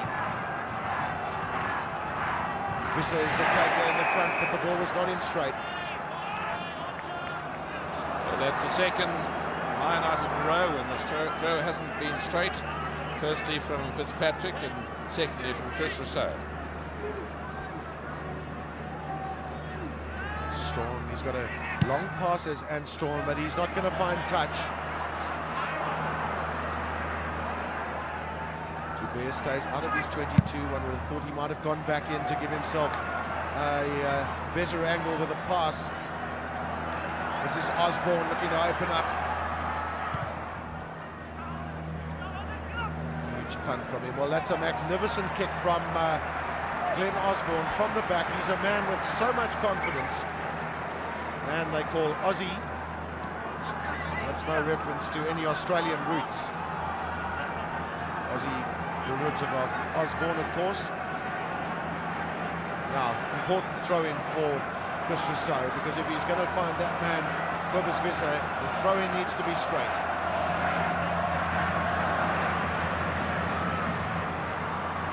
Switch to John Olomu. The big man has been quiet in this match, and that's credit to South Africa's organised defence. Bishop. Back foot is Joubert. Will the bounce favour New Zealand? Yes, it does. Well, Chicknell, this will be the greatest test with the line-outs for South Africa in this match. They certainly are hard at it, and this is particularly difficult. To repeat it from your own line, you've got to get possession, you can't afford a mistake, and the All Blacks will be swarming through on Joel Stransky at the back. Well, South Africa put Mark Andrews in the front. He's very explosive. No doubt it'll go to Andrews in the front, although Hannes Strydom is standing back. Big test for Chris Rousseau. Looks for Andrews and finds him.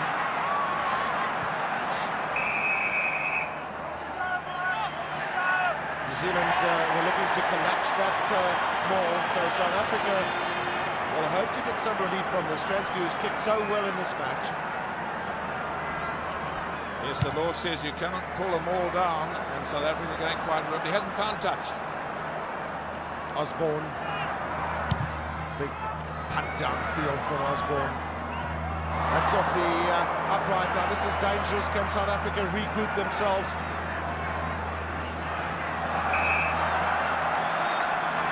Well, Chick, they say you make your luck on the field, and New Zealand, full credit to them for following up that ball. It was Ruben Krier trying to do some recovery work for South Africa. Of course, the ball coming off the post is more likely now with those big protectors around them.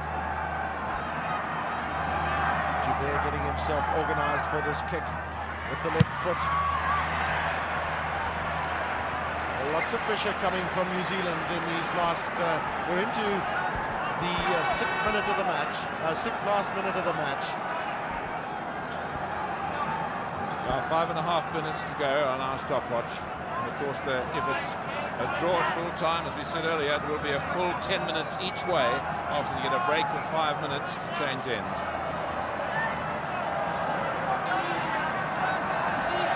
New Zealand will give credit to Ian Jones, who's been such a tower of strength in the lineouts.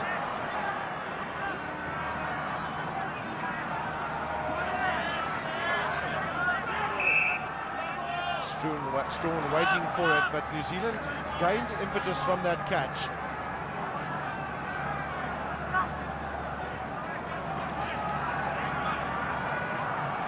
Now New Zealand have the ball. Can they bring big John Olomu into play?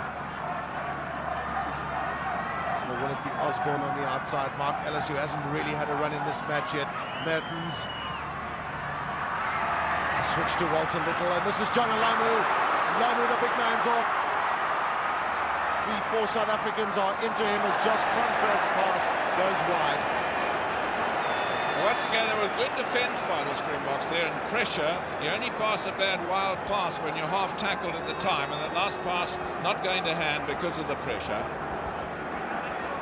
Well, the difference between South Africa's defence and England's last weekend is that South Africa have got up quicker onto the big man and stopped him from getting into those bullocking runs.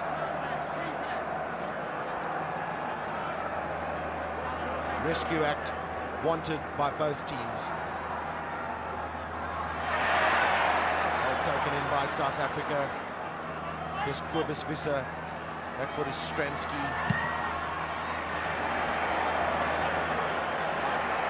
Well, Stransky's kicks have been very accurate during this match, although he didn't gain the sort of distance he would have wanted with that one. But New Zealand also will not be too concerned because their successes in the line-out, particularly in the second half, have been plentiful.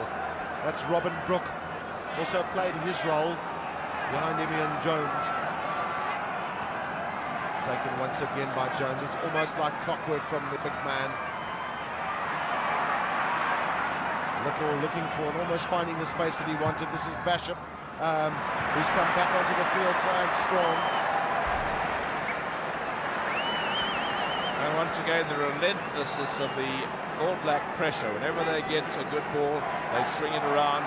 When they want to get back in their opponent's half, they seem to be getting enough ball in order to do that. And they've obviously decided they must play it in the Springbok half of the field, so any penalties or mistakes can be converted into points, and South Africa will have to launch their attacks from way, way out from their opponent's try line.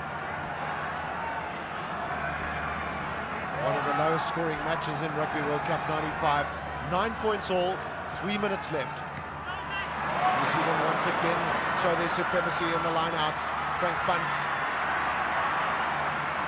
Josh Kronfeld was right on his shoulder. This is Mertens again. Has he got this drop goal? No, it swung wide.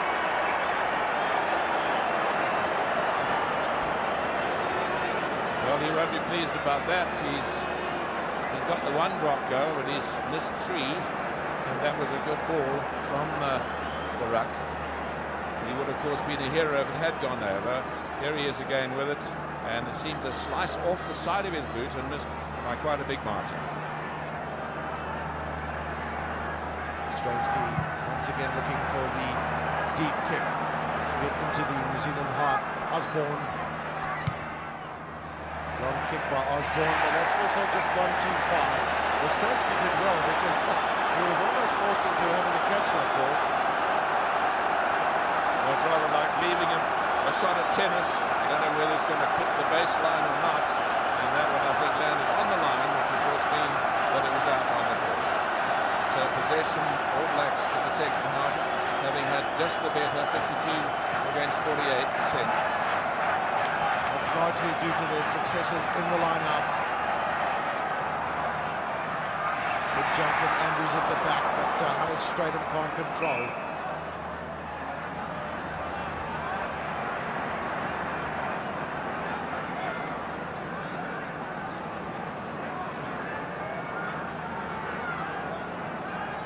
Now, what does Basham do? He's got to get the ball first from Zinzan Brook at the back. Mertens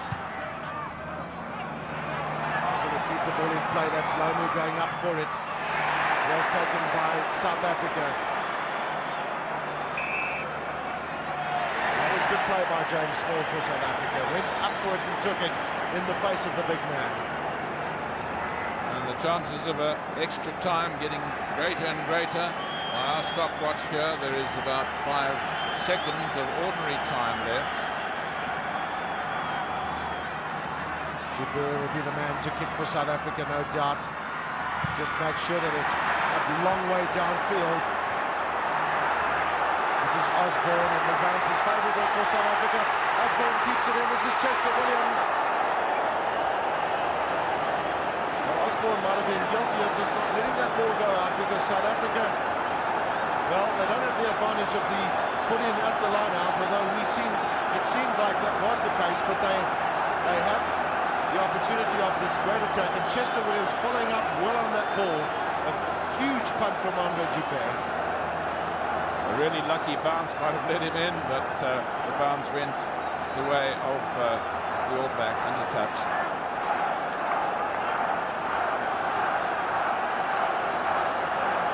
Now Fitzpatrick, it's on his shoulders. He finds Jones again. Jones so easily just going up with two hands, and then Bishop can bring the release. And controlling the lineouts is so important, and Ian Jones has shown today for New Zealand that he's able to do that. Well, that's the closing score, 9 points all, and now there will be a 5-minute break. This is the first time in the match. 10 minutes of two halves, and after that, well, we'll discuss that situation, but a quick break for the players. The various personnel in support will come onto the field to discuss the situation, but 10 minutes each way after this. If the players are still locked in at a draw, it will then be the scorer of the most tries in the match, and of course there aren't any. After that, the least players ordered from the field during the tournament. So South Africa have had players sent off the field, New Zealand have not, and that would mean that New Zealand would secure the Webb Ellis Trophy, and that would be very sad for the host country. Yes, but I don't think any of those 30 players on the field would like the result to be determined. Any advice about what happens if there's still a draw at the end of the time?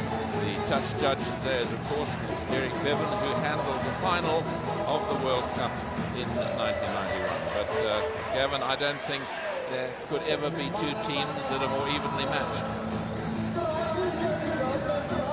Well, could we ask for a more fitting finale as Laurie Mains, the coach of New Zealand, leaves the field, and two great teams from the Southern Hemisphere locked in an incredible tussle.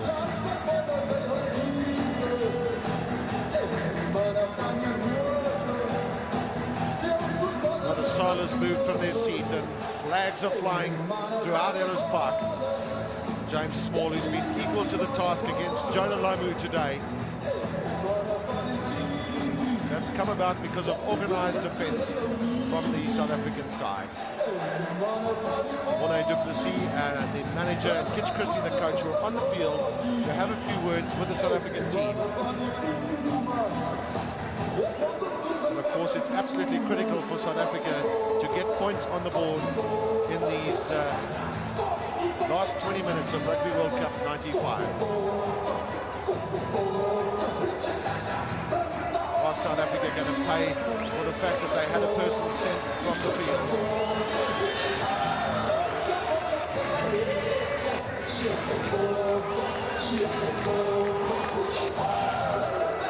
Colin Meads, the legendary former great All Black, alongside Sir Ewart Bell, the chairman of Rugby World Cup Limited.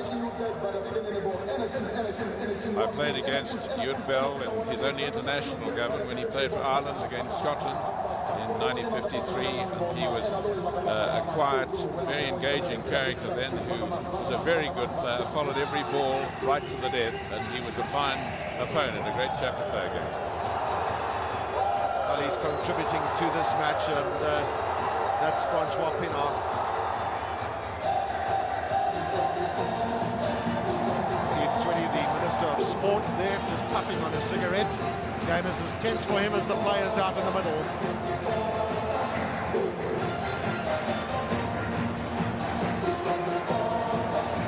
Well, it'll be a test of great character in these last 20 minutes of this match.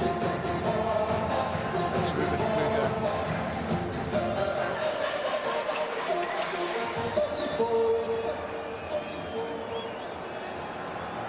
Well, these last 20 minutes of this match are going to be a great test of character and skill from two sides that have been so evenly matched. 9 points all, they're locked in at as Andrew Mertens will restart for New Zealand. And both teams will be guarding against making mistakes in these 20 minutes. 10 minutes each way in this extra time at Rugby World Cup 95. Sean Fitzpatrick, he's had the advantage of having played in a final and won in 1987. Only one for New Zealand. Mertens' start, well taken by South Africa. Van der Westhuizen. Little Mark Ellis comes in from the right wing for New Zealand.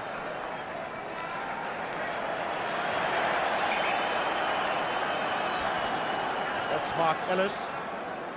And that's Morne du Plessis. Well, tension on the side. Poor Barley Swart in the middle has been unable to finish this match. Struggling with a groin injury. Now what does Stransky do? Looking to go inside. That's a hoist from him. Stransky did well to step inside. But Yapi Mulder was offside from that kick, so New Zealand, well, this is an opportunity for them. Yes, that's the law that changed a year ago. You're not allowed to advance at all until the kickers put you onside, and this could be a costly penalty for South Africa, because one feels it's in the range of Andrew Mertens here at nearly 6,000 feet above sea level. It's just in front of the halfway line, and Mertens has indicated to the referee that he's going to go for the posts. 9 points each, and there is Stransky. There is his kick, and number 13 you can see in front of him, and that's the reason for the penalty. Well, that was a marginal decision against Yapi Mulder.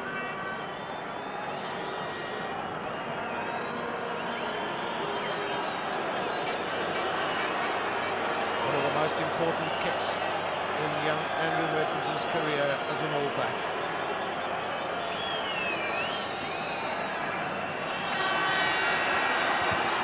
Showing a lot of confidence. Has he struck that well? A great kick from Andrew Mertens.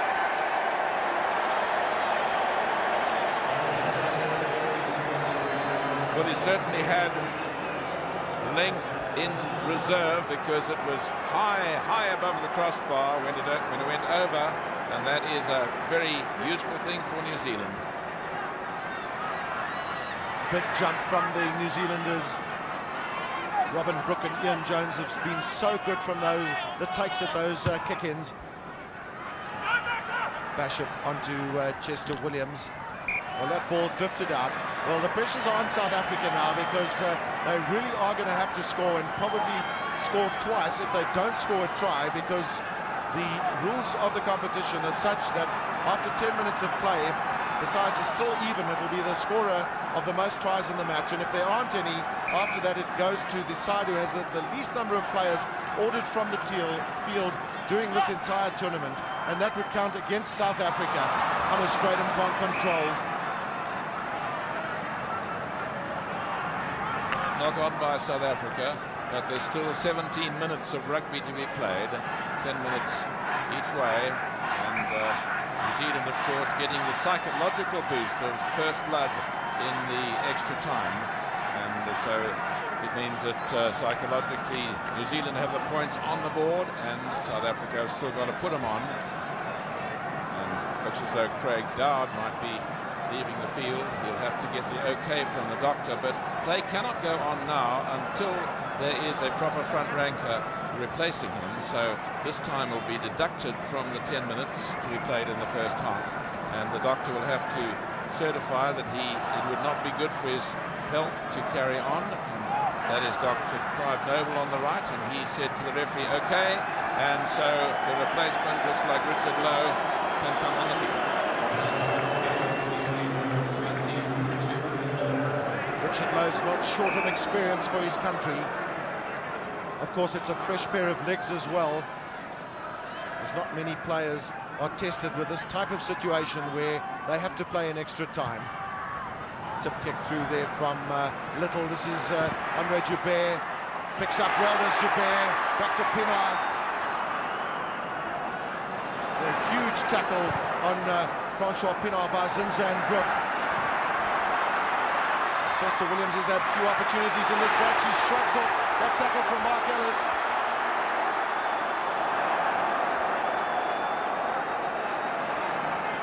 Extremely well done by Chester Williams. He kept that ball, and this is James Small. Well, the pass went forward, so South African hands are on their head.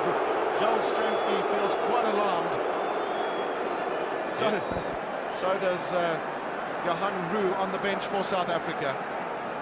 Yes, the referee quite well positioned to see it. Here he is, James Small. Perhaps he hesitated as he passed. Sometimes a straight pass is reckoned to be a forward pass, but the referee is the sole judge of facts, and he says it was forward. And just out of picture, there's another man getting a bit of attention, but the referee says carry on, and if it's not a front ranker, they can insist that play continues. Well, that's little Graham Bishop down, so Andrew Mertens will have to put in for New Zealand.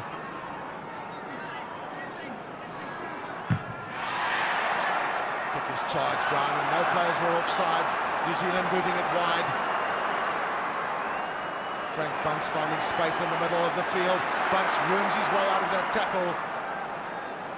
New Zealand will want to keep coming left and try and bring Jonah Lomu into the game.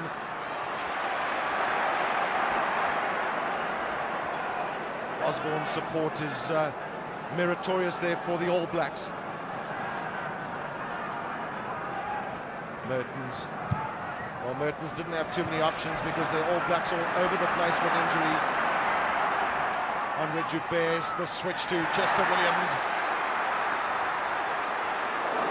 Good tackle there from Zinzan Brook.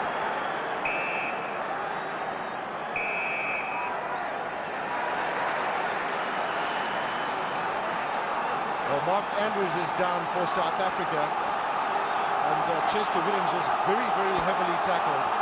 All the New Zealanders are back on their feet. An exception there of Zinzan Brook. This is really energy-sapping stuff. Yes, Mark took a kick there. It looked quite an energy-sapping kick, and the referee has called Richard Lowe over to be reprimanded. And we'll see if we can hear what he says. He's also going to consult with the touch judge.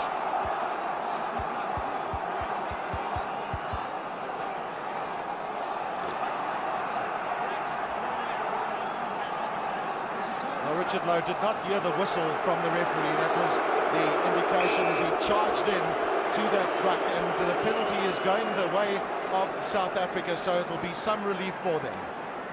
And you heard coming through the other mic, the referee saying to Fitzpatrick a caution. So Richard Lowe has been officially cautioned, so if he indulges in any doubtful play again, the law says he must, underline must, be sent off.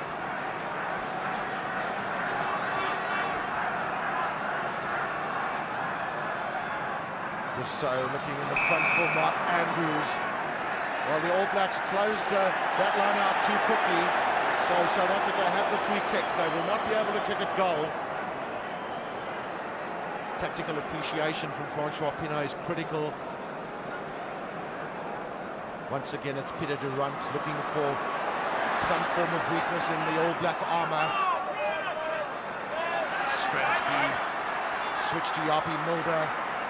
Mulder shrugs off that first tackle. It was good play by the big centre.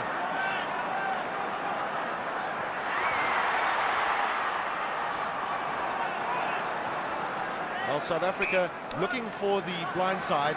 The thrust on the line they know is critical for them, because they're going to have to score a try or at least 2 penalties if there's no reply from New Zealand.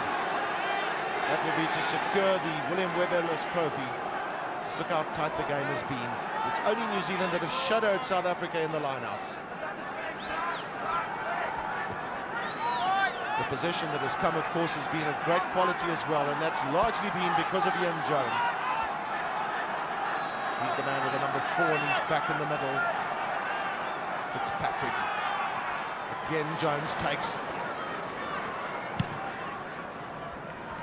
Well, it's a cat-and-mouse situation for both teams here at Ellis Park, because they know that the errors now could really cost their side this final in the Rugby World Cup.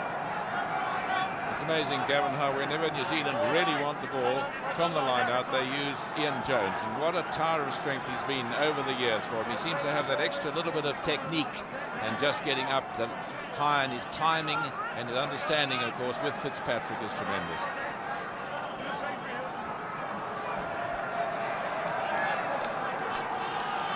Chris Rousseau looking for Hannes Strydom. That's the tap down. It was well played by Peter Durant.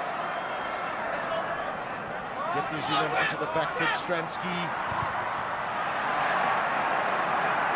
This time the South African midfielder onside. That's the tap down. Pagel picks up. Well, penalty's gone South Africa's way because New Zealand went over the top there, stopped that ball from coming out.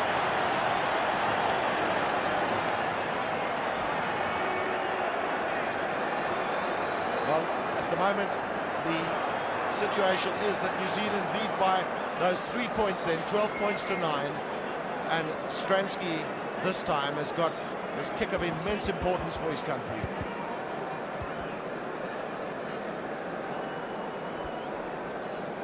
Well, just spare a thought for Stransky, difficult situation. There's the up and under, and a very good one because it's high enough, it lands outside the 22, no one to do a mark, back it comes, and Gary Pagel going down and on. Everyone's got to be behind the last line of feet, and the referee had judged that some of the All Blacks were not. This is his kick of great importance from Stransky. Yes, he's got it. Well, remember that we have 2 halves of just 10 minutes in this extra time playoff, and we've had then the 2 penalties, one from Mertens and one from Joel Stransky.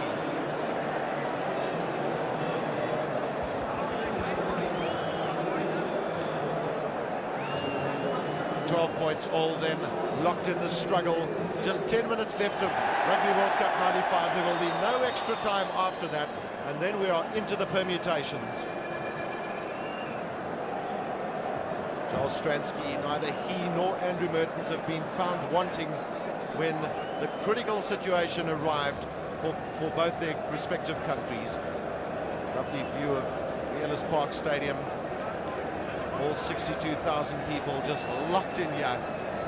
And really, could we have asked for a more fitting finale? Well, I'm wondering what all the press reporters are thinking. They're trying to coin new words, new superlatives to try to describe the tremendous feeling in this whole ground. 62,000 people feeling the tension. And Gavin Johnson there and Barley Swart, they must be feeling tense. Barley Swart looking as though he's been in the wars. There's Johan Roux, there's Big Jonah Nomu, who has been such a factor here. And on the field, looks as though Stransky, has, at least Troyley, has come on. We'll have to see whether he's going to take his place.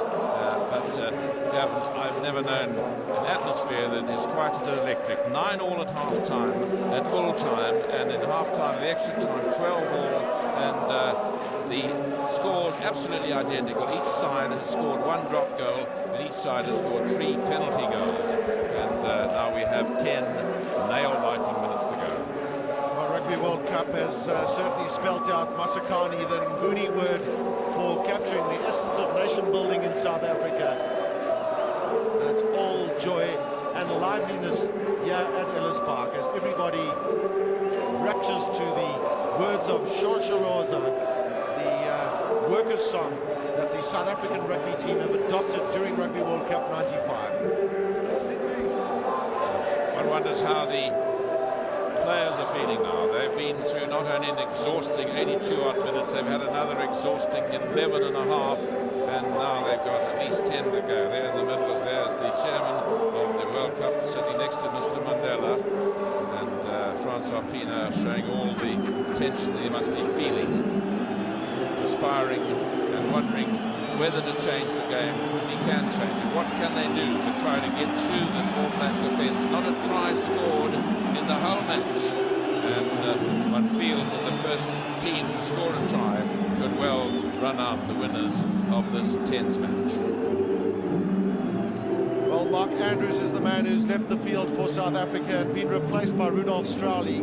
Tactically, that's a good move. Strauly used to the number 8 position, a pair of fresh legs for his country, and both teams then having had men having left the field. The All Blacks 4, South Africa 3.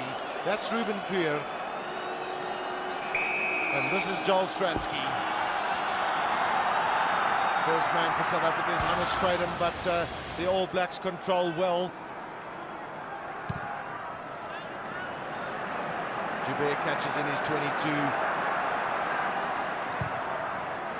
It's no bother for him because he'll want to chase the All Blacks right back. A massive punt from him. South Africa's chances now really rest on them spending these 10 minutes in the New Zealand half of the field and converting into points. If it's kicks, it'll have to be a one possibly from Stransky, and New Zealand will be guarding against making errors. Andrew Mertens just having a word with Sean Fitzpatrick as to what he wants from this dropout. No doubt it'll be one deep.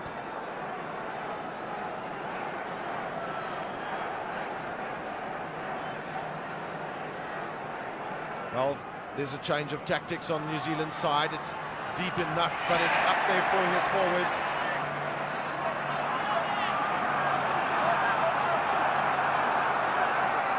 Taken on by Ruben Kriel. New Zealand has tried to turn him to face their posts. Stransky, and up goes Henny LaRue. Was there a knock-on coming from New Zealand? Yes, and South Africa will be delighted because they can expect possession now. Their backs will be lining deep. All Blacks lining absolutely shallow, and it'll be attacking skills against tremendous defence.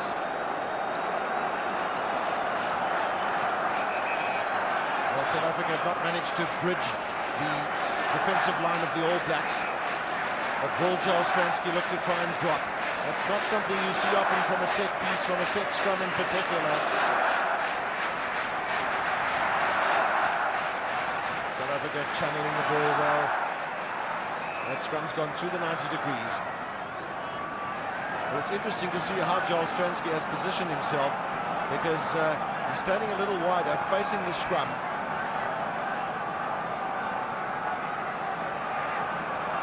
Van der Westhuizen, Stransky looks for the drop. Has he got it? Yes, it's over. Stransky's drop number 2 in the match, and South Africa are in the lead. 15 points to 12. Just 7 minutes of play left, and these will be the longest 7 minutes that those 15 players and these 62,000 people. Look at this again. Stransky under pressure from Mertens, and he gets his kick in. Beautiful, stylish kick, head down, follow through, and he is delighted. All the Springboks' arms went up in delight, but it's not over yet. Expect a surge from New Zealand. Long pass out from Jones. Mertens again. Little bunts. Ellis on the outside. Great play there by Mark Ellis in reading the game, but he can't take. Well, South Africa will have the put in at the scrum. 7 nail-biting minutes left. 3 points the difference, and New Zealand, there's a stoppage for Walter Little, who went down quite heavily. The rugby's been great. It's been a feast. The weather's played along. The spectators have enjoyed every minute of the spectacular. There's the man who's contributed all the points for the Springboks today.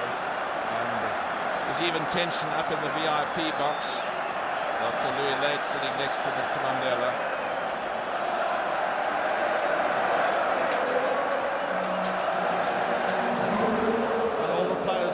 These stoppages in terms of getting their 3rd or 4th or 5th win, whatever you want to call it, because it's been a long day for all of them. He's been one of the heroes for New Zealand today, Walter Little. Is he going to leave the field? But he's not looking comfortable.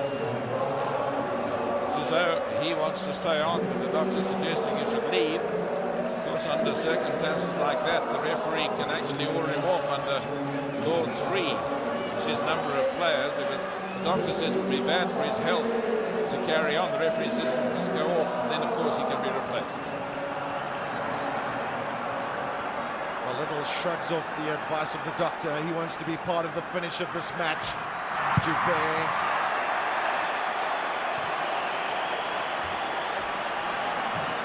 Into the last 5 minutes of this match then. Sean Fitzpatrick, with man of huge experience. The back of that line out is Ian Jones. He's been the mastermind. Robin Brooke in the front. Back again to Jones. Tap down to Zinzan Brooke. Another man who played in Rugby World Cup 87. Mertens. New Zealand just stuttering a little bit, and then Some good running by them. This is Mark Ellis, but he can't take that pass from Frank Bucks. The referee indicates it was a forward pass and a knock-on before it went out, so it'll be a scrum to South Africa. And of course, in these circumstances, possession is 9 points of the law, and it's so important in rugby football to get it at this stage. Francois Pienaar on the open side flank for South Africa says, don't make mistakes, chaps. The same message will be coming from Sean Fitzpatrick. Stransky, long kick down. Now Osborne, he's run so much in this match. Will he open up again? Great running by Osborne. Zinza and Brook now for the big man Lomu, he can't take. Wasn't a knock-on from him, and Josh Kronfeldt, he's been rather quiet in the match for the All Blacks.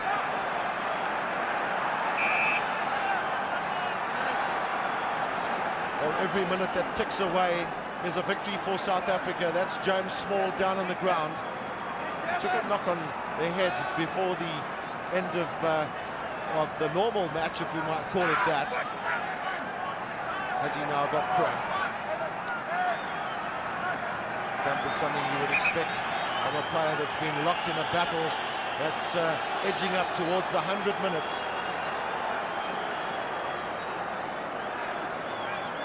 Bishop stands wide. Brook decides to throw. New Zealand have an overlap, but they're running across the field. This is Ellis, and then out to Glenn Osborne. Steps inside Chester Williams.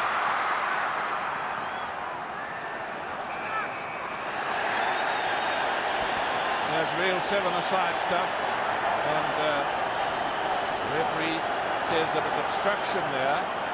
And the penalty to South Africa, and on my stopwatch we've had 7 minutes and 20 seconds of the 10. Well, Brendan Fenter's replacement is surging along the touchline, wanting to replace James Small, who's man down on the far side.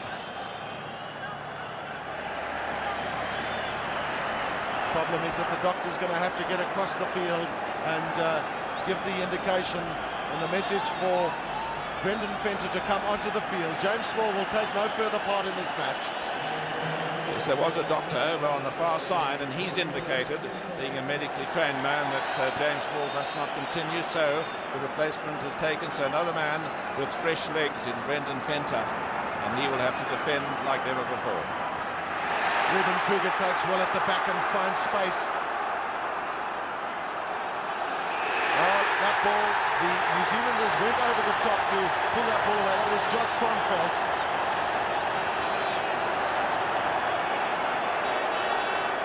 Referee does well to step in quickly to stop any eruption there. The All Blacks will be hugely disappointed by the fact that a penalty's been given against them, but it was the correct decision as they played the ball on the wrong side of that ruck. Well, the referee, I think, did the right thing not to make a lot of the interruption, the dirty play, because there were a few punches thrown, one by Richard Lowe, who's on a caution, and one would have been very disappointed if a player was to be sent off at this stage of the game. There the ball is on the ground. That man, number 7, is playing the ball on the ground. That's the reason for the penalty. And then a little bit of irritable stuff happened after that. And now Stransky with a kick that will take a little time. There's 1 minute to go, but another 3 points would make it much safer for South Africa. There's but no time left in this match. South Africa lead 15 points to 12. Defence has been so good that this kick is so vital for South Africa, but it's not going to curl in. Well, the drama continues here at Ellis Park. New Zealand know that this might well be their last chance. Bishop taking his time. Decides with a short one. New Zealand want to keep possession, keep the ball in hand. Walter Little is swamped by South Africans. Good play there by Brendan Fenter. Well, South Africa have to put in, and importantly for them, they will want to control this scrum. If they can keep possession and, if necessary, play it out wide, they will not want to make any mistakes. Is this the last scrum of the match? Stransky and Henny LaRue are moving around. LaRue goes in. That is it. The final whistle then. South Africa win this Rugby World Cup final by 15 points to 12. And what a dramatic finish for the host country. It has always been said that the host country has a huge advantage. Well, South Africa have used that to their best of their ability. And an absolutely dramatic finish. Just look at those men out there in the middle. Francois Pienaar, the captain, very cheerful, getting his men together. He's asked for all the reserves to come down and join them. And there'll be a couple of words of thanks to all those people that have made this possible.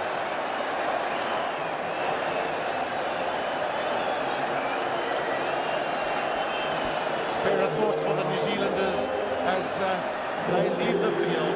But that's the joy in the Springbok camp.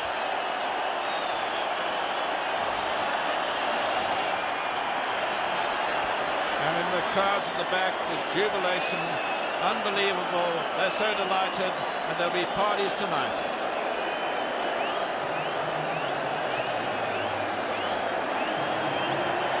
Well, that was a dream for so many people, including Morné du Plessis, the manager, himself a former Springbok captain. And that's the New Zealanders then leaving the field.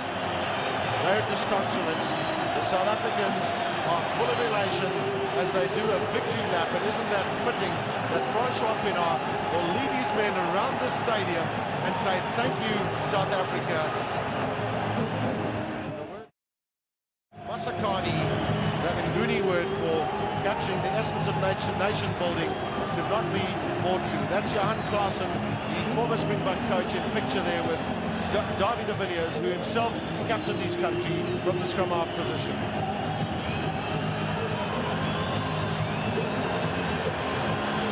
I think gone is all the tiredness and the exhaustion.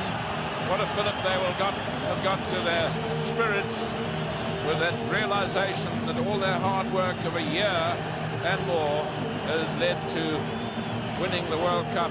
Francois Pienaar hoisted high on the shoulders of Rudolf Stroili. It's a big release for the Springboks because it's been tense for the last month. We saw that great opening match where South Africa beat Australia, and then of course this fantastic finish. So it was South Africa to start, South Africa to finish. All the support members of the South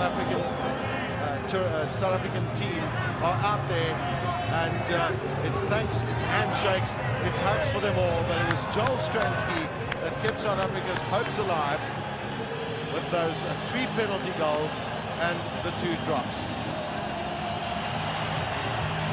Coach Kitch Christie, he's hoisted onto the shoulders of his players, and Casey Pienaar, the assistant coach, who so often did a lot of background work.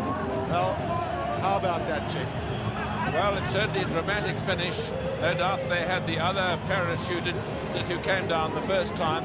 2 of them came down before the match, one with the New Zealand flag, one with the South African flag, and no doubt both of them were up in the chopper, and it was a toss-up as to which of those parachuters would take off to come down until about just the last 7 or 8 minutes, and there will be jubilation tonight.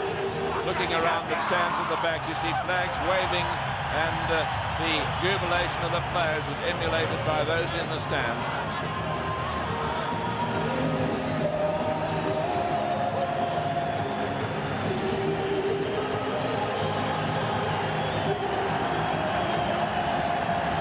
There's the message. Congratulations, South Africa, as it comes into the stadium.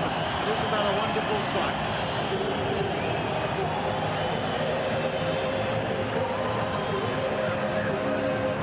Spare a thought for the New Zealanders.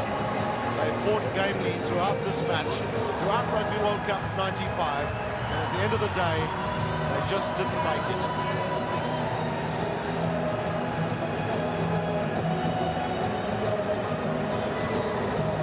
See you in Wales. That's quite a nice touch. And one hopes that there will be the spirit of this World Cup taken over to Wales in the next one. And I'm sure many of the people in this big crowd will just be saying to each other, well, we'll now have to plan in the next 4 years to save money and to be there at the next World Cup. I remember that both South Africa and New Zealand are automatically will automatically attend Rugby World Cup 99 in Wales. That's big Hannes Strydom. Little thanks and congratulations to Mark Andrews, who fought gamely, and Mr. Nelson Mandela in the middle of the picture. And could he not have been a happier man today? He, of course, he forecast the result. He said South Africa will win, and he had a bet of a case of wine with Mr. Balzer, the New Zealand Prime Minister, and I'll bet that is one of the best bets that the Prime Minister, the President, will ever have won, a case of wine with South Africa having won this match today.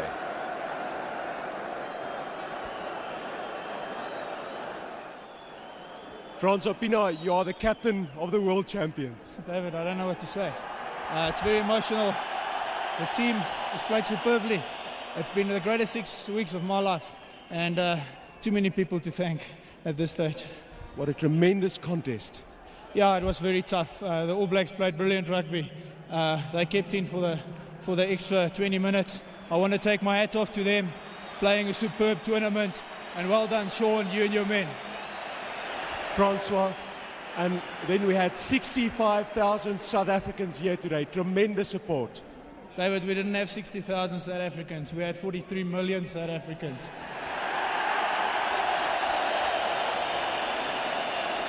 In the end, you guys were perhaps that little bit more hungry for victory. Yeah, when it went down to the wire, I told the guys to keep calm, keep their discipline, and Joel Stransky, you beauty.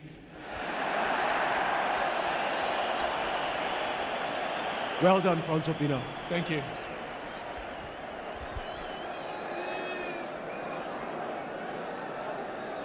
Well, we'll wait for the eruption when the William Webb Ellis Trophy is handed over to Francois Pienaar. It's all elation in the South African camp.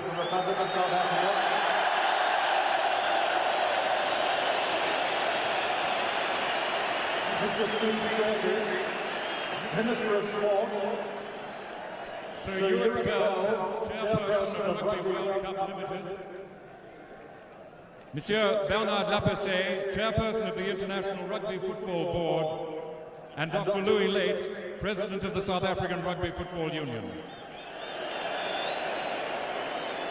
I now call on our President, Mr. Mandela, to make the presentation of the William Webb Ellis Trophy to the captain of the winning team, Francois Pienaar.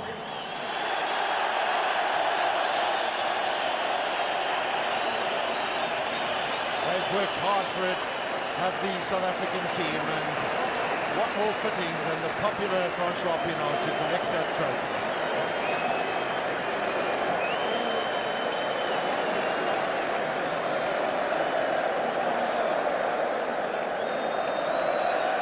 Wait for the roar when that is lifted. And just look at the elation on Mr. Mandela's face. A great occasion for him, clad in Francois Pienaar's number 6 jersey.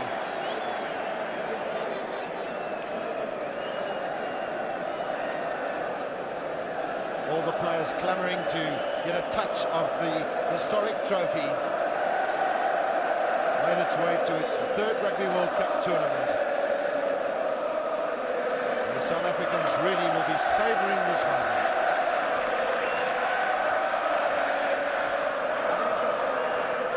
Dr. Louis Late, the President of the South African Rugby Football Union. Little congratulation from him and Mr. Steve Twetty, the Sports Minister. Surely there must be another victory lap because everyone is still steadfast in their seats.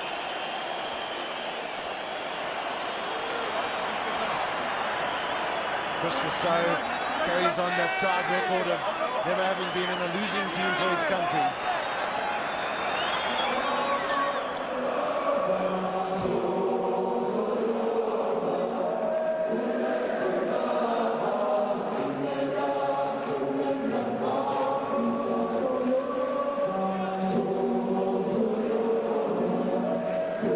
song could not be more appropriate in this stadium. Shosholoza to send the South African team on their way.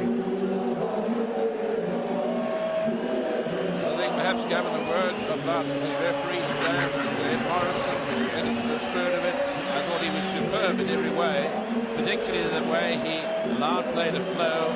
He never blew his whistle immediately. He waited for the opportunity for advantage. And there are the All Blacks, very sportingly coming out again to acknowledge the crowd. Sean Fitzpatrick with number 2 on his back. Mr. Mandela again in the middle of the crowd. And he certainly looks delighted. Behind him, Monsieur Lapasse, the president of the International Board. And there's Kitch Christie being lifted up on the shoulders of Henny LaRue. There the All Blacks, big Lomu on the right. And Mertens, who played so well.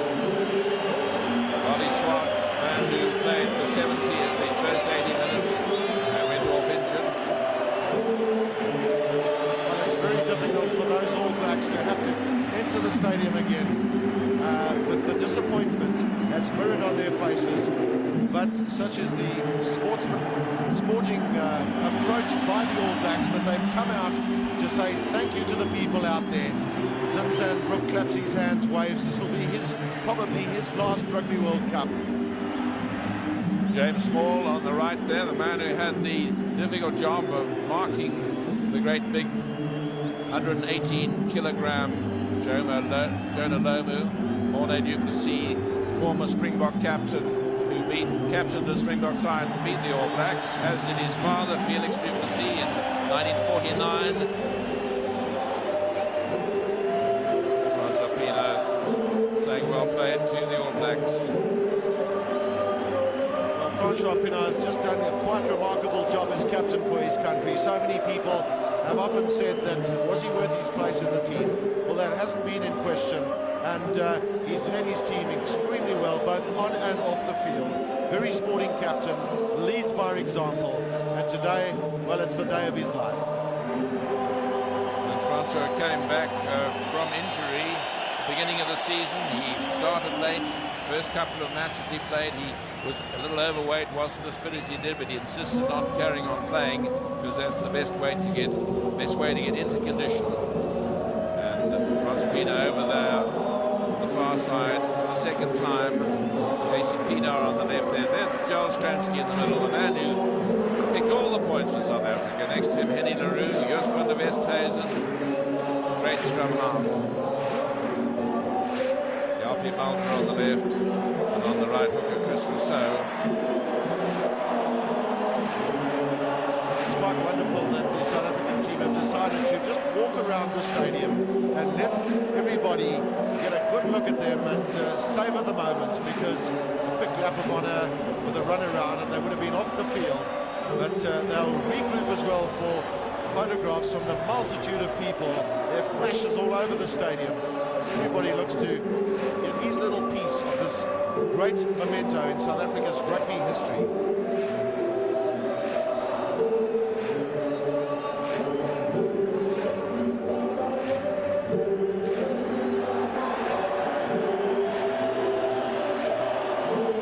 That's a decision that was obviously taken before this match. Check that we are the champions. From that wonderful song, of course, we are the champions of the world.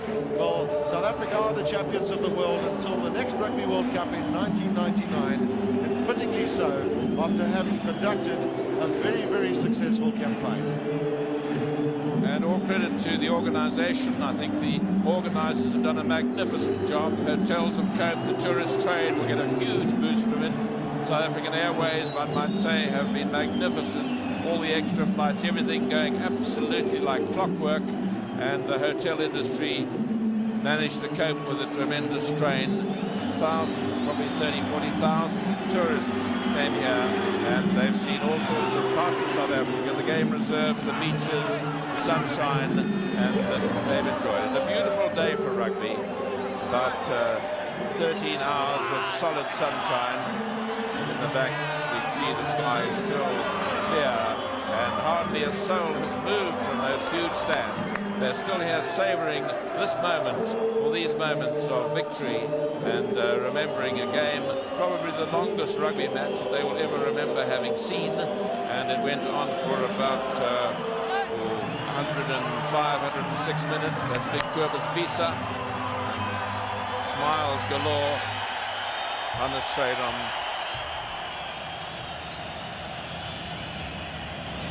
And looking down on this green sward of mixture of bent and rye grass, get watered every midday to keep the sun from destroying it. Chester Williams, a great favourite throughout South Africa, comes from Newlands, when some of the people there have nicknamed the field Chesterfield. Hunter Stradham just leaking a little blood from that injury that he had against the Canadian team in Port Elizabeth. But the South Africans have given life and limb for victory today, and at the end of the day they were not found wanting with making the right decisions, taking the right options. Give credit to Francois Pinard for having led his team so well. Yeah, well, I think only sadness in any game like this is it's just such a pity that there has to be a loser, because neither side deserved to lose. They were locked together. Of those 105 minutes, they were locked absolutely in a drawn situation after about nearly 98 minutes of rugby. The score was still 12-all, and only that fatal last penalty, as far as New Zealand was concerned, when Joel Stransky managed to kick his third penalty. He also contributed 2 drop goals.